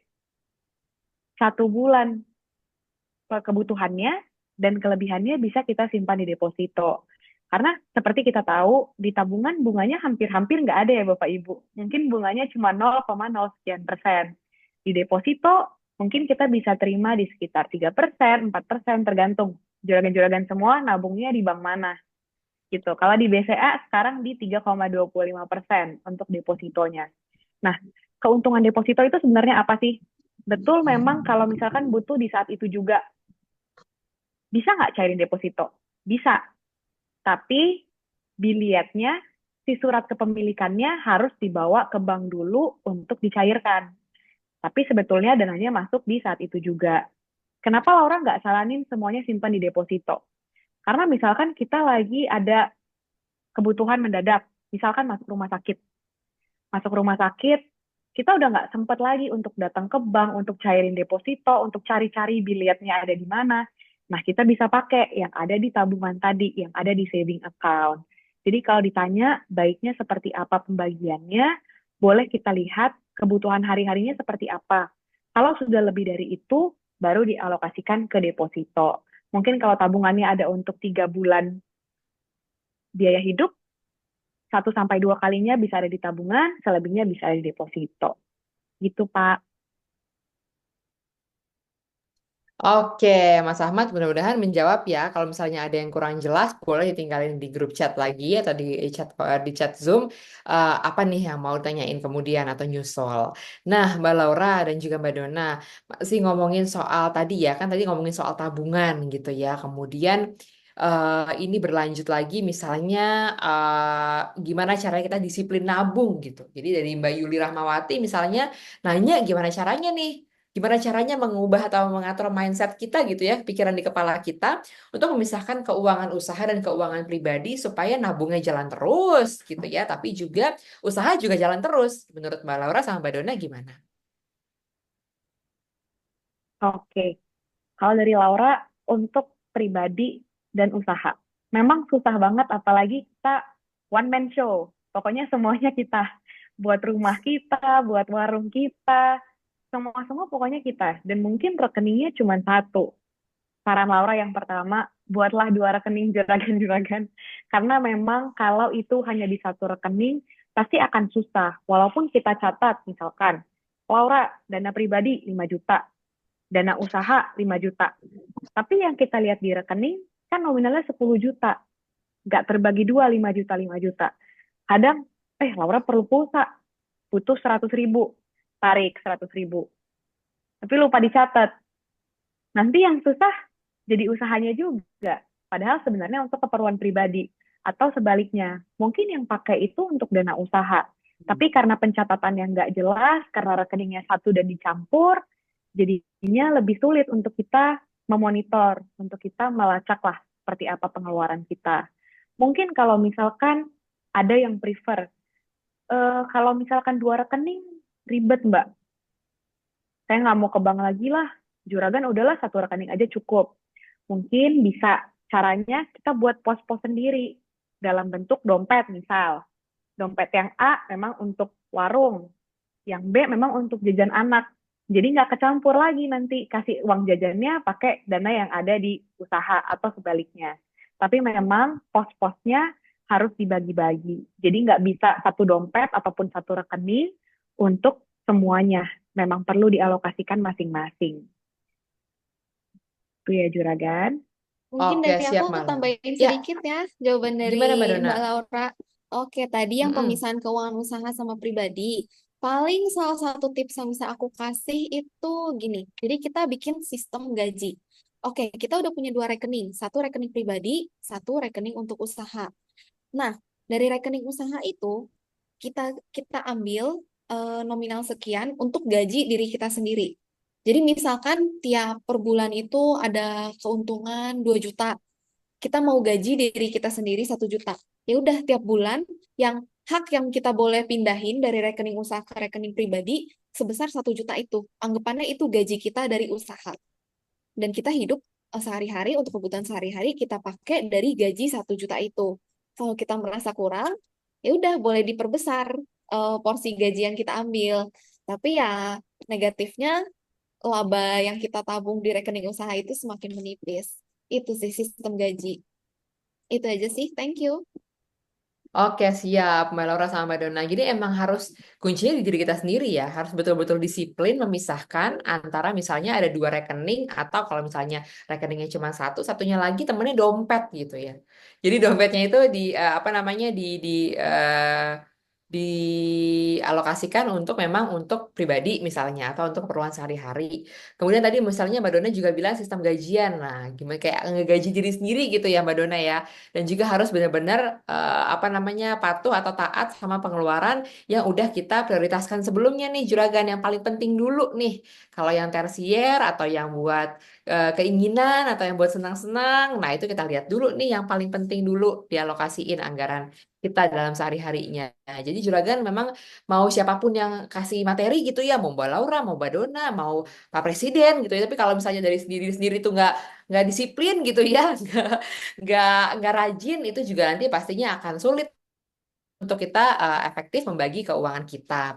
Nah, tadi ngomongin tabungan nih, Mbak Laura sama Mbak Dona, kemudian juga gimana caranya soal keuangan pribadi sama keuangan usaha. Kita lanjut ke topik selanjutnya yang banyak juga ditanyain adalah mengenai utang nih. Karena tadi Mbak Laura sama Mbak Dona juga mengingatkan soal utang. Ada pertanyaan dari Bu Ike, halo Bu Ike di Garut, yang tanya, mana dulu yang harus dibayar? Utang dengan bunga yang paling tinggi atau yang rendah dulu gitu. Jadi mana dulu nih yang diselesaikan. Kemudian kalau misalnya di catatan keuangan kita itu kita apakah harus fokus di pemasukan dulu atau pengeluaran dulu gitu ya. Kemudian ini mirip sama Bunda Abi. Bunda Abi nanya, emang nggak punya utang di bank sih, tapi ikut arisan, terus udah menang duluan. Nah, berarti hitungannya utang juga nggak tuh arisan yang harus dibayar tiap bulannya? Nah, silakan Mbak Laura sama Mbak Dona. Oke. Thank you ya pertanyaannya dari Neng Ike dan juga Bunda Abi. Dari Garut loh jauh-jauh. Oke, untuk pertanyaannya, mana dulu sih yang harus dibayar, utang dengan bunga paling tinggi atau tanggungan rendah? Nah, mungkin kalau misalkan kita punya utang ya, kita mikir, bayar aja yang kecil-kecil dulu, biar lunas dulu nih yang kecil, nanti sisain yang gede. Karena kita punyanya, misalkan hari ini punya 100.000, ya udah bayar yang 20 dulu. Tapi sebenarnya konsepnya lebih penting untuk membayar utang dengan bunga yang lebih tinggi dulu. Justru itu yang harus jadi prioritas kita. Prioritas utamanya lunaskan hutang dengan bunga tertinggi. Karena semakin tinggi bunganya, maka semakin cepat utang itu bisa membengkak kalau kita nggak segera bayar. Dengan kita melunasi utang yang bunganya lebih tinggi, maka kita bisa kurangin total bunga yang harus dibayar dan kita bisa perbaikin kondisi keuangan lebih cepat. Jadi sayang aja kalau misalkan kita tinggalin utang dengan bunga yang lebih tinggi. Kalau kita diemin terus itu maka total bunga yang kita bayar tuh semakin banyak loh. Karena bunga itu kan bukan uang kita. Bunga itu justru beban kita. Jadi kalau misalnya kita diemin makin lama bebannya makin gede. Seperti itu. Terus komponen ya, kalau kita ngomongin komponen yang ada dalam catatan keuangan, berarti kita refresh lagi nih ya, kita ngomongin akuntansi sedikit-sedikit ya, Bapak Ibu Juragan ya. Komponen apa sih yang sebaiknya harus ada dalam catatan keuangan? Ada beberapa komponen penting. Yang pertama, udah pasti pendapatan. Pendapatan tuh harus dicatat. Semua sumber pendapatan kita catat secara terperinci, baik dari misalkan gaji, pendapatan usaha, atau mungkin investasi kalau ada, terus juga pemasukan lain, kita pastiin catatnya tuh per bulan atau per minggu juga boleh, tergantung kebutuhan. Kita sesuaiin lagi. Jangan per tahun ya, Bapak Ibu, kelamaan per tahun. Terus kita juga harus catat komponen pengeluaran. Pengeluaran sendiri dibagi dua. Ada yang sifatnya tetap, ada yang sifatnya variabel. Variabel tuh berubah-ubah. Kalau pengeluaran tetap, itu maksudnya adalah biaya yang jumlahnya hampir selalu sama setiap bulan. Contohnya apa pengeluaran tetap? Contohnya sewa, sewa lahan, listrik, tagihan listrik. Tiap bulan kan mirip-mirip. Tagihan air juga, tagihan internet, wifi, itu kan juga sifatnya tetap, per bulan nggak berubah. Terus cicilan motor juga, cicilan rumah juga masuk. biaya asuransi itu juga masuk ke pengeluaran tetap. Pokoknya semua yang sifatnya tuh konstan atau tiap bulan tuh segitu-segitu aja, itu masuknya ke pengeluaran tetap. Komponen ini tuh penting karena kita bisa lihat besarnya kebutuhan pokok kita per bulan berapa. Sedangkan kalau pengeluaran variabel itu biaya yang jumlahnya bisa berubah-ubah. Contohnya, belanja kebutuhan sehari-hari, belanja bahan makanan. Misalkan belanja bahan makanan bulan ini mau makan yang agak mewah dikit, terus bulan depan agak yang sederhana dikit, itu kan beda. Terus juga biaya transportasi, itu juga termasuknya pengeluaran variabel. Terus pengeluaran untuk hiburan, untuk nonton bioskop atau ke mall, itu juga masuknya ke pengeluaran variabel. Nah, kalau kita catat pengeluaran variabel, kita bisa bisa lacak nih, kita bisa identifikasi pos-pos mana aja yang bisa kita hemat jika perlu. Karena variabel ini kan sifatnya bisa dibilang nggak wajib, sifatnya tergantung, lebih ke keinginan. Jadi kalau pengeluaran tetap tadi lebih nyambung ke kebutuhan, sedangkan kalau pengeluaran variabel ini lebih nyambung ke keinginan. Terus kita harus catat juga apa? Utang. Kita harus cantumin semua utang beserta detailnya, termasuk jumlah pokok, terus kalau ada jumlah bunga, dan juga tenornya berapa lama, utangnya 1 bulan, 2 bulan, 3 bulan. Kita nyatet utang ini tujuannya untuk membantu kita sendiri untuk mengatur strategi pembayaran utang biar lebih efektif.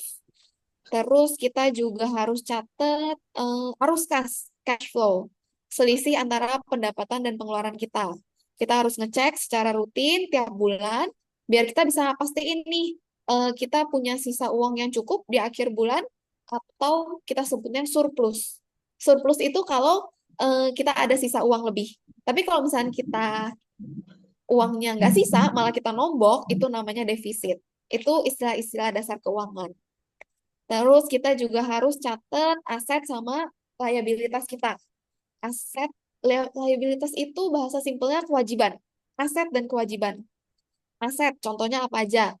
Contohnya properti, misalkan punya lahan berapa hektar, itu dicatat. Kendaraan buat kirim-kirim barang, motor buat kirim-kirim barang, itu juga termasuk aset. Terus misalkan ada investasi, emas, itu juga boleh. Terus misalkan kalau liabilitas itu kewajiban, contohnya utang. Utang itu masuk ke kewajiban.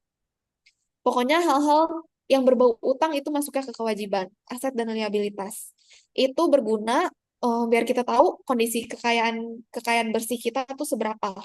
Aset kita tuh sebesar apa loh. Aset kita masih kecil, perlu dikembangin atau sebenarnya aset kita tuh udah sangat cukup. Terus yang terakhir tabungan sih. Tabungan dan investasi itu harus dicatat juga. Karena tabungan itu biar kita bisa lacak tadi. Sebenarnya tabungan kita udah cukup belum? Udah tiga kali dari pengeluaran kita per bulan belum? Nah, investasi kalau misalkan juragan-juragan udah ada yang mulai investasi juga boleh dicatat investasi emas, deposito, atau misalkan apapun lah yang sifatnya nilainya tuh bisa meningkat per tahunnya gitu. Terus tadi aku juga notice sih ada Ibu Endah ya nanya, sempet nanya, di BCA tuh ada nggak sih tabungan rencana, misalnya tabungan berjangka 1 tahun dan nggak bisa diambil. Itu ada Bu, ini sekalian promosi dikit ya, boleh ya Juragan ya. Sekalian promosi dikit, di BCA tuh ada namanya tahapan berjangka, atau biasa dikenal tuh THK singkatannya. Jadi juragan tuh tentuin per bulan tuh mau ditariknya berapa dari rekening. Misalkan per bulan ditarik 100.000, 100.000, 100.000, nanti selama 12 bulan uangnya nggak boleh diambil, BCA simpen gitu ya, BCA jagain, dan nanti di bulan ke-12 baru uangnya boleh dicairkan. Jadi kayak kita nggak lapar mata lah, kalau kita nabung sendiri kan kita suka iseng ambilin 50.000. Tapi kalau ini BCA kunci dananya gitu. Dan hal yang menariknya bisa mendapatkan bunga 1%. Jadi kalau dari 1 juta bisa dapat 10.000. Jadi nilainya nggak cuma 1 juta aja dari tahun pertama ke tahun kedua, bisa naik 10.000. Lumayan lah 10.000 buat jajan. Itu sih. Dari Mbak Laura ada yang mau ditambahin mungkin?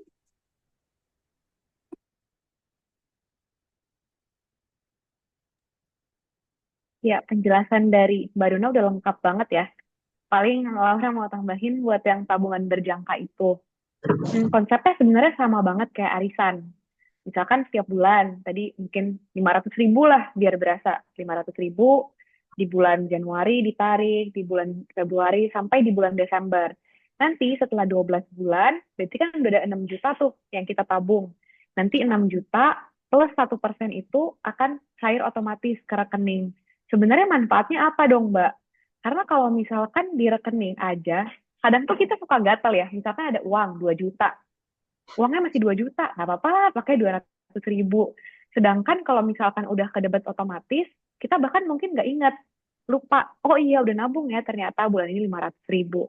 Jadi ini memang lebih ke pengelolaan dana yang memang untuk 1 tahun ke depan. Misalkan anaknya mau masuk SD tahun depan, perlu uang masuk 3 juta misal, tambah uang sekolah.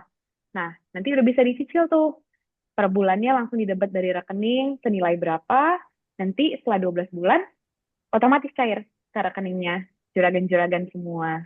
Ini salah satu fasilitas dari BCA yang hopefully yang kami harapkan bisa membantu nasabah-nasabah dan juga juragan-juragan semua yang ingin menabung, tapi suka gatel kalau ngelihat ada dana di rekening. Itu sih paling tambahannya dari Laura.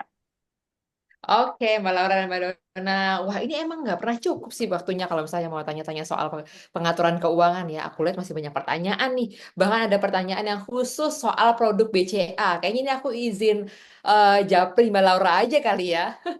Jadi siap-siap nih Mbak Enda, Juragan Ra, Juragan Ervan, Juragan Anti, Juragan Weni, Juragan Marni, sama Juragan Putri.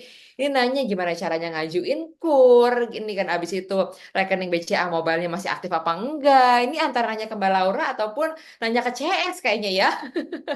Soalnya ini nggak cukup waktunya untuk dibahas semua di sore hari ini. Jadi aku simpen dulu Juragan pertanyaannya. Nanti insya Allah aku sampaikan ke Mbak Laura. Nanti Mbak Laura pasti biasanya akan bantu jawab gitu ya supaya Juragan nggak penasaran lagi nih. Terutama ini terkait sama gimana Juragan juga mengatur keuangan usaha. Iya gitu. Jadi kayak pastinya kalau misalnya pertanyaan yang diajukan ini kalau nanti dibantu jawab sama Mbak Laura dan Mbak Dona itu juga akan mempermudah Juragan untuk mengatur keuangan usaha. Jadi tenang aja dulu ya. Aku utamain yang nyambung dulu sama tema di sore hari ini. Salah satunya itu kan kalau tadi kan Mbak Dona sama Mbak Laura urusan utang ya, utang kita gitu ke bank misalnya. Nah kalau ini ada pertanyaan yang sering banget ya aku dengar dari para Juragan juga. Gimana kalau orang ngutang ke kita? Gitu ya. Bahkan ada yang sampai nggak bayar. Tuh gimana caranya tuh untuk bisa lebih firm gitu ya, lebih apa namanya tegas untuk nggak ngasih ngutangin gitu ya ke orang. Terus ada juga yang nanya soal gimana caranya aku udah lumayan disiplin mengatur keuangan, tapi aku adalah sandwich generation atau harus menanggung orang tua nih di rumah. Atau misalnya orang tua yang memang sangat bergantung sama kita atau keluarga yang sangat bergantung sama kita. Itu cara ngatur keuangannya lagi supaya sampai ke tahap bebas secara finansial tuh tips and tricks sederhananya bagaimana Mbak Laura dan Mbak Dona?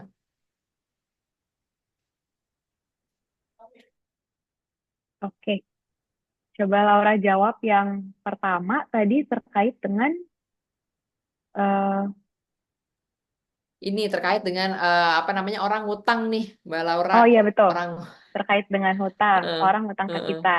Kalau kita ngutang ditagih-tagih sama orang gitu kan kita yang deg-degan. Tapi kadang sekarang orang ngutang ke kita tagih, galakan yang ditagih daripada yang ngutangin. Nah, kalau saran dari Laura, dan memang Laura juga pakai untuk kehidupan sehari-hari, memang kadang niat kita baik. Mungkin kita dekat sama orang, ada orang yang butuh, dan lain-lain. Tapi satu hal, nggak ada jaminan bahwa orang yang minjem ke kita itu, itikatnya sama baiknya sama kita. Nggak ada jaminan bahwa orang yang kita pinjemin uang, memang komit sama apa yang dia bilang. Kadang orang bilang, pinjem sebentar ya, 1 minggu, 1 bulan, nggak taunya udah lebih dari 1 bulan, tetap nggak balik juga. Saran Laura ke juragan-juragan semua adalah berikanlah pinjaman senominal kita ikhlas. Misal, orang datang ke kita, Mbak Laura, saya mau buka usaha nih, saya butuh dana 1 juta. Mbak Laura boleh nggak bantuin saya? Saya akan ganti 1 bulan lagi. Pertanyaannya, nggak ada jaminan bahwa Laura nggak perlu uang itu di 1 bulan lagi nanti. Jadi yang bisa kita lakukan adalah kasih aja ke orang tersebut senominal yang kita mampu. Misal, Laura nggak bisa bantu kalau 1 juta. Laura adanya cuma 200 ribu misalkan. Tapi nggak apa-apa, pakai aja. Semoga usahanya lancar ya. Ya kita berdoa, itu kan apa ya, membantu orang dengan harapan usahanya pun lancar, tapi kitanya juga nggak ada deg-degan.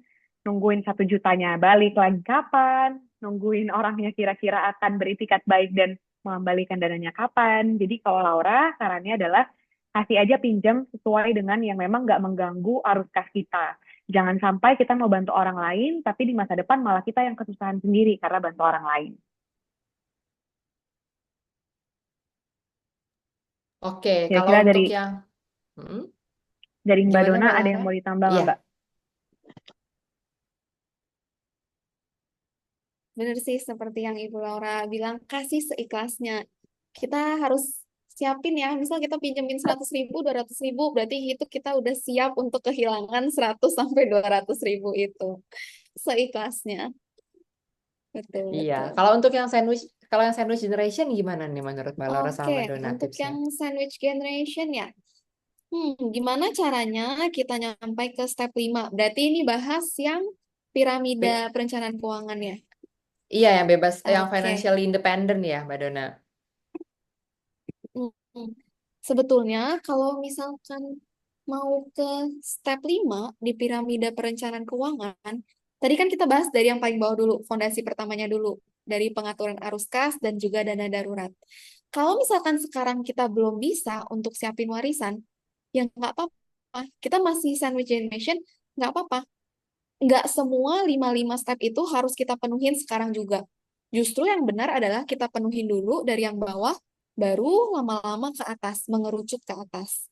Jadi kalau misalkan kita masih sandwich generation, orang tua kita masih bergantung sama kita, terus anak kita juga bergantung sama kita masih biayain generasi atas dan generasi bawah, berarti kan kita harus memperkuat di pengelolaan arus kas. Berarti kita harus perbaikin fondasi yang pertama dulu. Fondasi yang pertama udah, kita ke fondasi yang kedua, yaitu proteksi. Terus nanti ketiga, keempat, kelima, dan yang terakhir baru siapin warisan. Untuk sekarang nggak apa-apa banget Bu kalau misalnya kita belum siapin warisan. Asal untuk kebutuhan sehari-hari, untuk orang tua dan untuk anak kita udah tercukupi, itu dulu yang harus kita jaga. Itu dulu flow-nya yang harus kita jaga.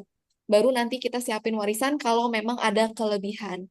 Bukannya berarti lima tingkatan ini harus kita penuhi sekarang, enggak Bu. Namanya juga perencanaan keuangan. Masih untuk jangka waktu ke depan kita rencanainnya. Itu sih. Thank you dari Mbak Laura. Ya, kalau dari Laura sih lebih ke memberikan semangat. Memang sandwich generation ini bukan hal yang mudah ya. Kita juga udah usaha, udah nabung, tapi kok orang tua ada kebutuhan, nggak mungkin nggak kita bantu. Kita punya adik yang masih sekolah, misalkan kita perlu bantu juga untuk biaya sekolahnya atau kebutuhan hari-hari. Tapi memang untuk menuju ke sana, perjalanannya nggak akan mudah dan nggak akan singkat. Ini apa yang kami share adalah memang proses yang panjang. Mungkin kita ada waktu di mana udah cukup nih tabungannya, suatu waktu terjadi sesuatu, bisa jadi kita mundur lagi 1 step. Jadi memang ini proses yang perlu kita jalanin dan hopefully dengan jadi bagian dari Bukalapak, Bukalapak juga pasti akan membantu juragan-juragan semuanya untuk bisa mengembangkan usaha-usahanya juragan. Oke. Siap, Mbak Laura, Mbak Dona. Nah, ini tema pertanyaan yang terakhir ya. Aku lihat ada banyak juga yang nanyain soal ini nih. Jadi gimana caranya misalnya mencatat pembukuan produk virtual dan toko kelontong. Jadi kalau di Mitra Bukalapak ini Mbak Dona sama Mbak Laura itu memang kita terbagi dua. Jadi biasanya banyak yang fokusnya jualan produk grosir atau toko kelontong, jual produk sehari-hari kayak Indomie, kayak makanan ringan gitu ya, Aqua, rokok dan sebagainya. Tapi juga banyak juga yang sambil jualan produk virtual, kirim uang, jual pulsa, token listrik gitu ya. Nah, itu apakah maksudnya bisa di dengan skema yang tadi nggak tuh, tabel yang tadi Mbak Laura sama Mbak Dona pada saat jurnal pencatatan uang masuk sama uang keluar gitu. Terus kemudian kalau misalnya yang mengeluh atau menanyakan bagaimana caranya menyisakan waktu karena biasanya nggak kepegang nih gitu, nggak cukup waktunya buat nyatet secara rutin.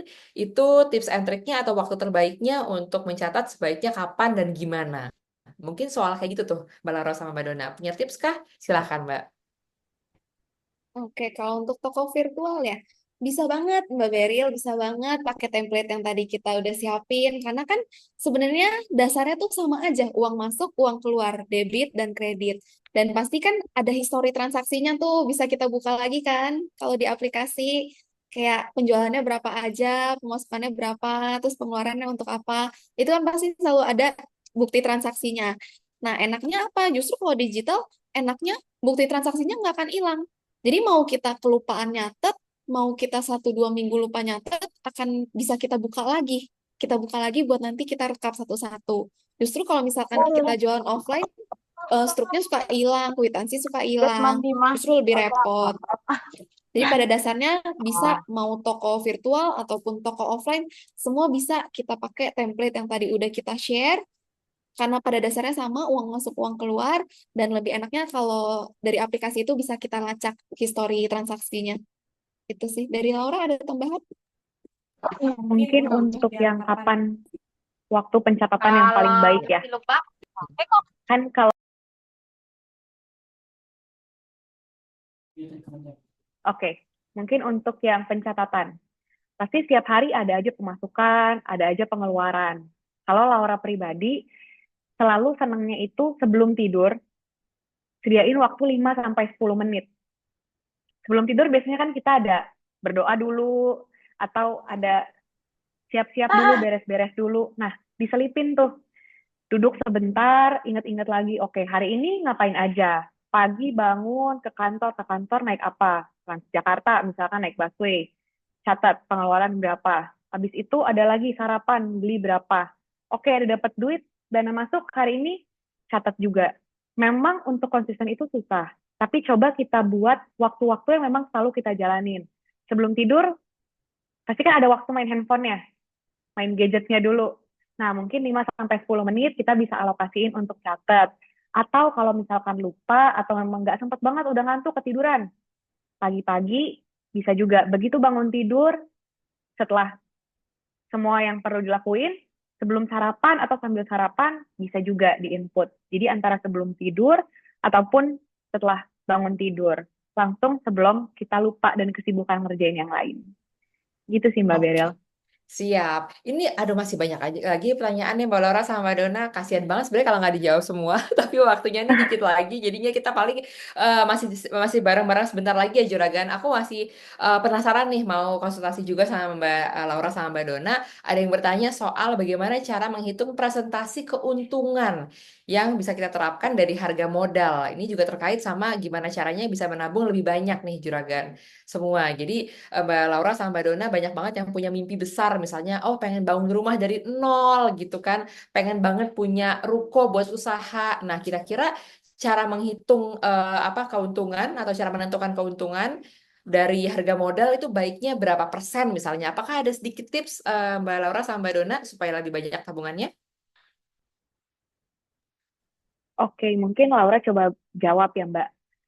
Kalau terkait dengan berapa persen yang ideal, jawabannya tidak ada angka yang ideal. Kita harus sadar betul bahwa nggak ada barang yang baru sebenarnya, nggak ada hal yang benar-benar baru nih. Apalagi juragan-juragan semua sebenarnya barang-barang yang dijual itu relatif mirip atau bahkan sama. Misalkan yang satu jualan kelontong di toko kelontongnya jualan Indomie, yang satu juga jualan Indomie. Nah, yang kita perlu jaga adalah si persaingannya. Misal di tempat lain jual 2.500, kita mau jual harga 3.000, boleh nggak? Boleh. Keuntungan lebih besar nggak? Keuntungan lebih besar. Pertanyaannya, kira-kira kalau orang lain tahu, kalau ada pembeli yang tahu, tapi juragan sana jualnya cuma 2.500, Mbak Laura. Ngapain saya beli di yang 3.000? Kita juga nggak bisa maksa untuk si pembeli tadi membeli di yang tempat 3.000. Jadi kalau saran Laura, memang pelajari dulu pasarnya. Kira-kira barang yang kita jual ini, orang-orang lain, juragan-juragan lain, yang menjual barang serupa di harga berapa. Sehingga nggak ada pembeli-pembeli yang kabur dari kita karena mendapatkan harga yang lebih murah di tempat lain. Gitu. Mungkin kalau dari segi persentase nggak akan terlalu signifikan.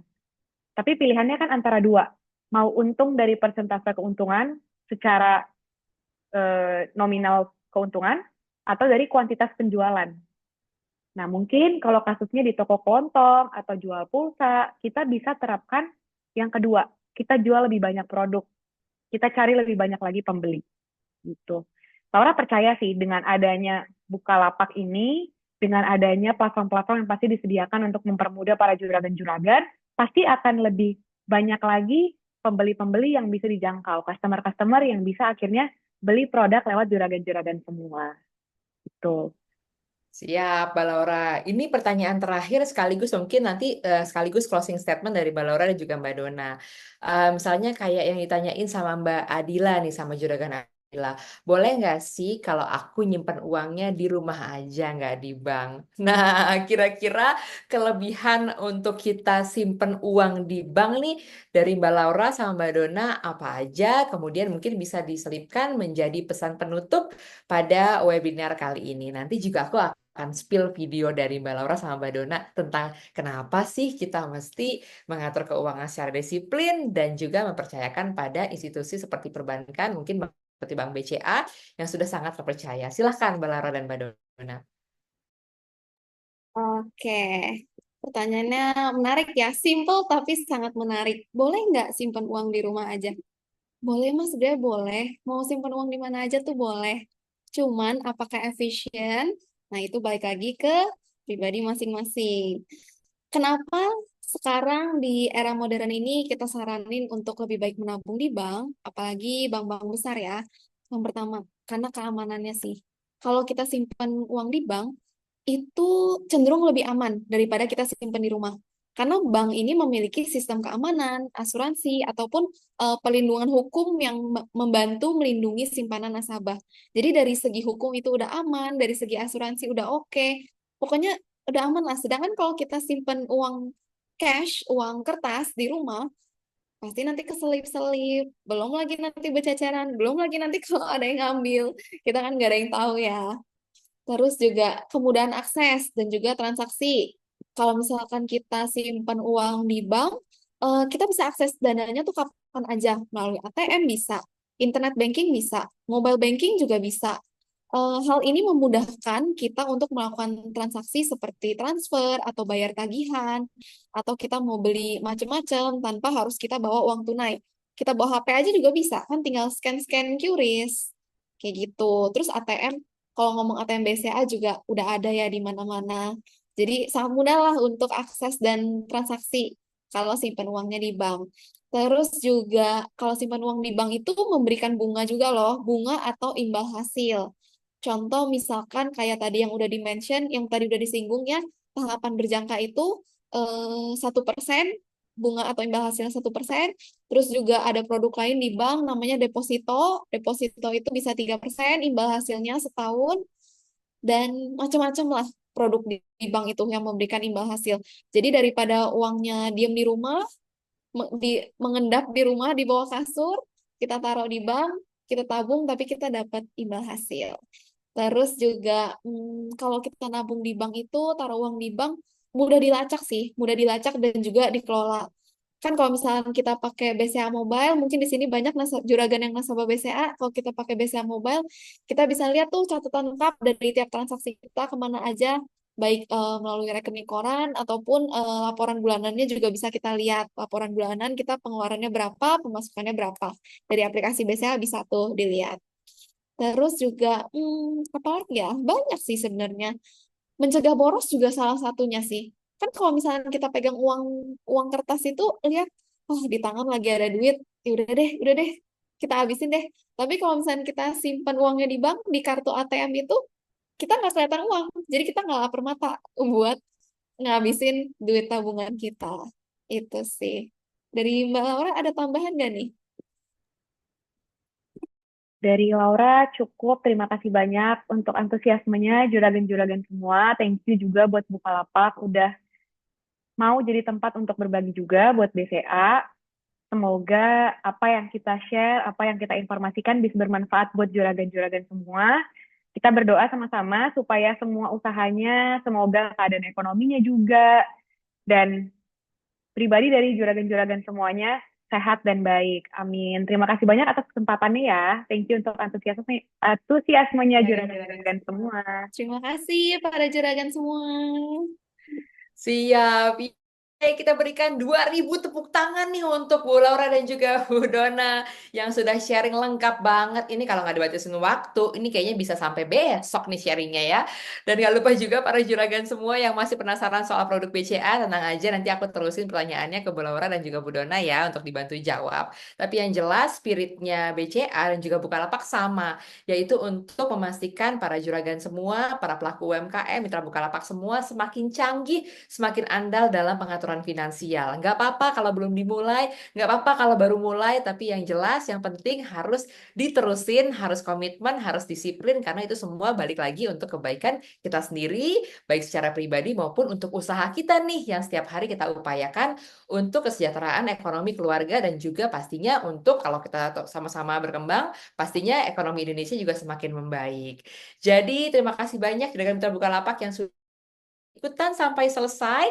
Jangan lupa nanti kami juga akan membagikan syarat-syarat atau cara mengikuti kompetisi modal pujaan. Jadi udah ngomongin gimana cara ngaturin keuangan. Nah, mudah-mudahan salah 1, salah 5, salah 10 dari juragan Mitra Bukalapak yang ikutan webinar kali ini bisa memenangkan kompetisi modal pujaan. Nanti jangan lupa buat videonya, upload di sosial media atau di Instagram. Kemudian nanti kita akan nilai, ceritakan tentang bagaimana para juragan mengatur keuangan usaha. Yang paling keren, yang paling bagus ceritanya, yang paling bagus kontennya, tentu saja bisa menjadi pemenang. Jadi jangan lewatkan kesempatan ini ya para juragan semua. Sekali lagi kami dari Bukalapak mengucapkan makasih banyak untuk semua juragan Mitra Bukalapak dan juga mungkin pelaku UMKM di luar Mitra Bukalapak yang ikutan di sesi sore hari ini. Semoga kita bisa ketemu lagi lain waktu dan harus ketemu ya di minggu depan dengan tema yang berbeda tapi sama-sama rangkaian webinar pujaan. Sekali lagi terima kasih Bu Laura, Bu Dona. Kalau nanti kita ketemu sama Bu Laura sama Bu Dona di jalan jangan lupa sapa-sapa ya. Semoga kita semua sehat-sehat, semoga kita semua terus bersemangat dalam menjalani hari-hari. Ikan hiu setengah meter, see you later. Selamat sore semuanya, sukses terus usahanya. Kurang lebihnya mohon maaf. Wassalamualaikum warahmatullahi wabarakatuh. Berikut kita simak video dari BCA.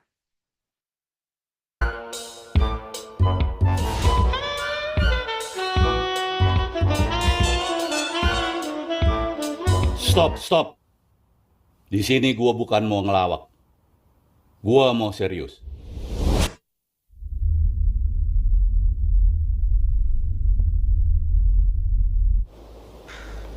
Memancing itu punya prinsip-prinsip dasar. Ikan nggak tahu di sekitarnya ada pemancing.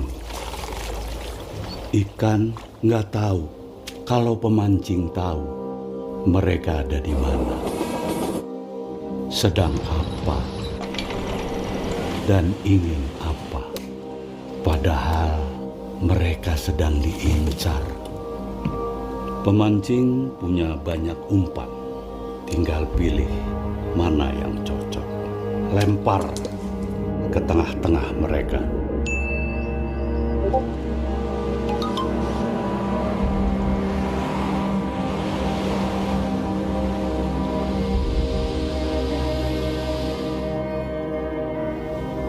Tinggal tunggu satu ikan yang nggak tahu. Lalu terpancing.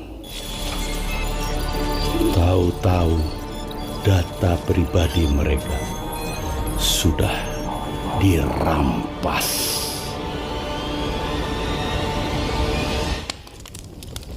Fatal. Padahal semuanya bisa dicegah dengan Dono Kasino. Kalau Dono asal-usulnya Kasino. Ini seandainya kita semua Dono Kasino. Yang lagi sibuk kerja, tiba-tiba terima notifikasi yang mencurigakan. Stop. Pikir ulang dulu. Dari siapa? Jelas nggak? Dono, ya kasino. Cakep. Yang lagi sibuk juga, tapi nggak kerja.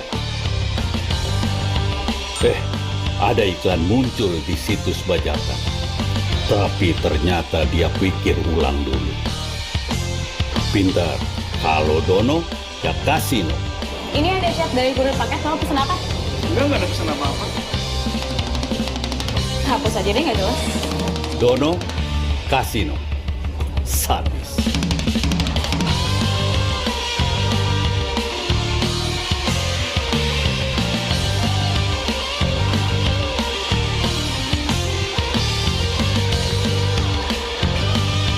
Kalau Dono, kasino. Kalau Dono,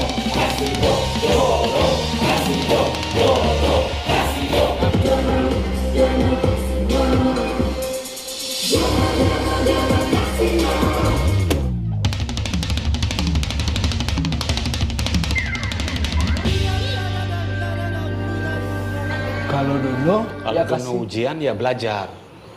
Kalau kamu kasino, saya kasih 0. Ayo dukung gerakan Dono Kasino. Pikir ulang sebelum klik link, download file nggak jelas, atau akses situs nggak resmi. Kalau Dono, tegas kasino. Dan yang terpenting, kalau ada yang ngaku-ngaku dari BCA dan meminta data pribadi, pikir ulang sebelum bertindak.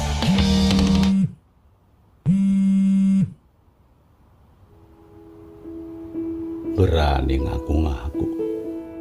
Dari dulu, teman baik saya cuma 2. Ingat selamanya, Dono, kasino, dan saya, Indro. Sekarang saya outro. Boleh dong ngelawak sedikit di ending.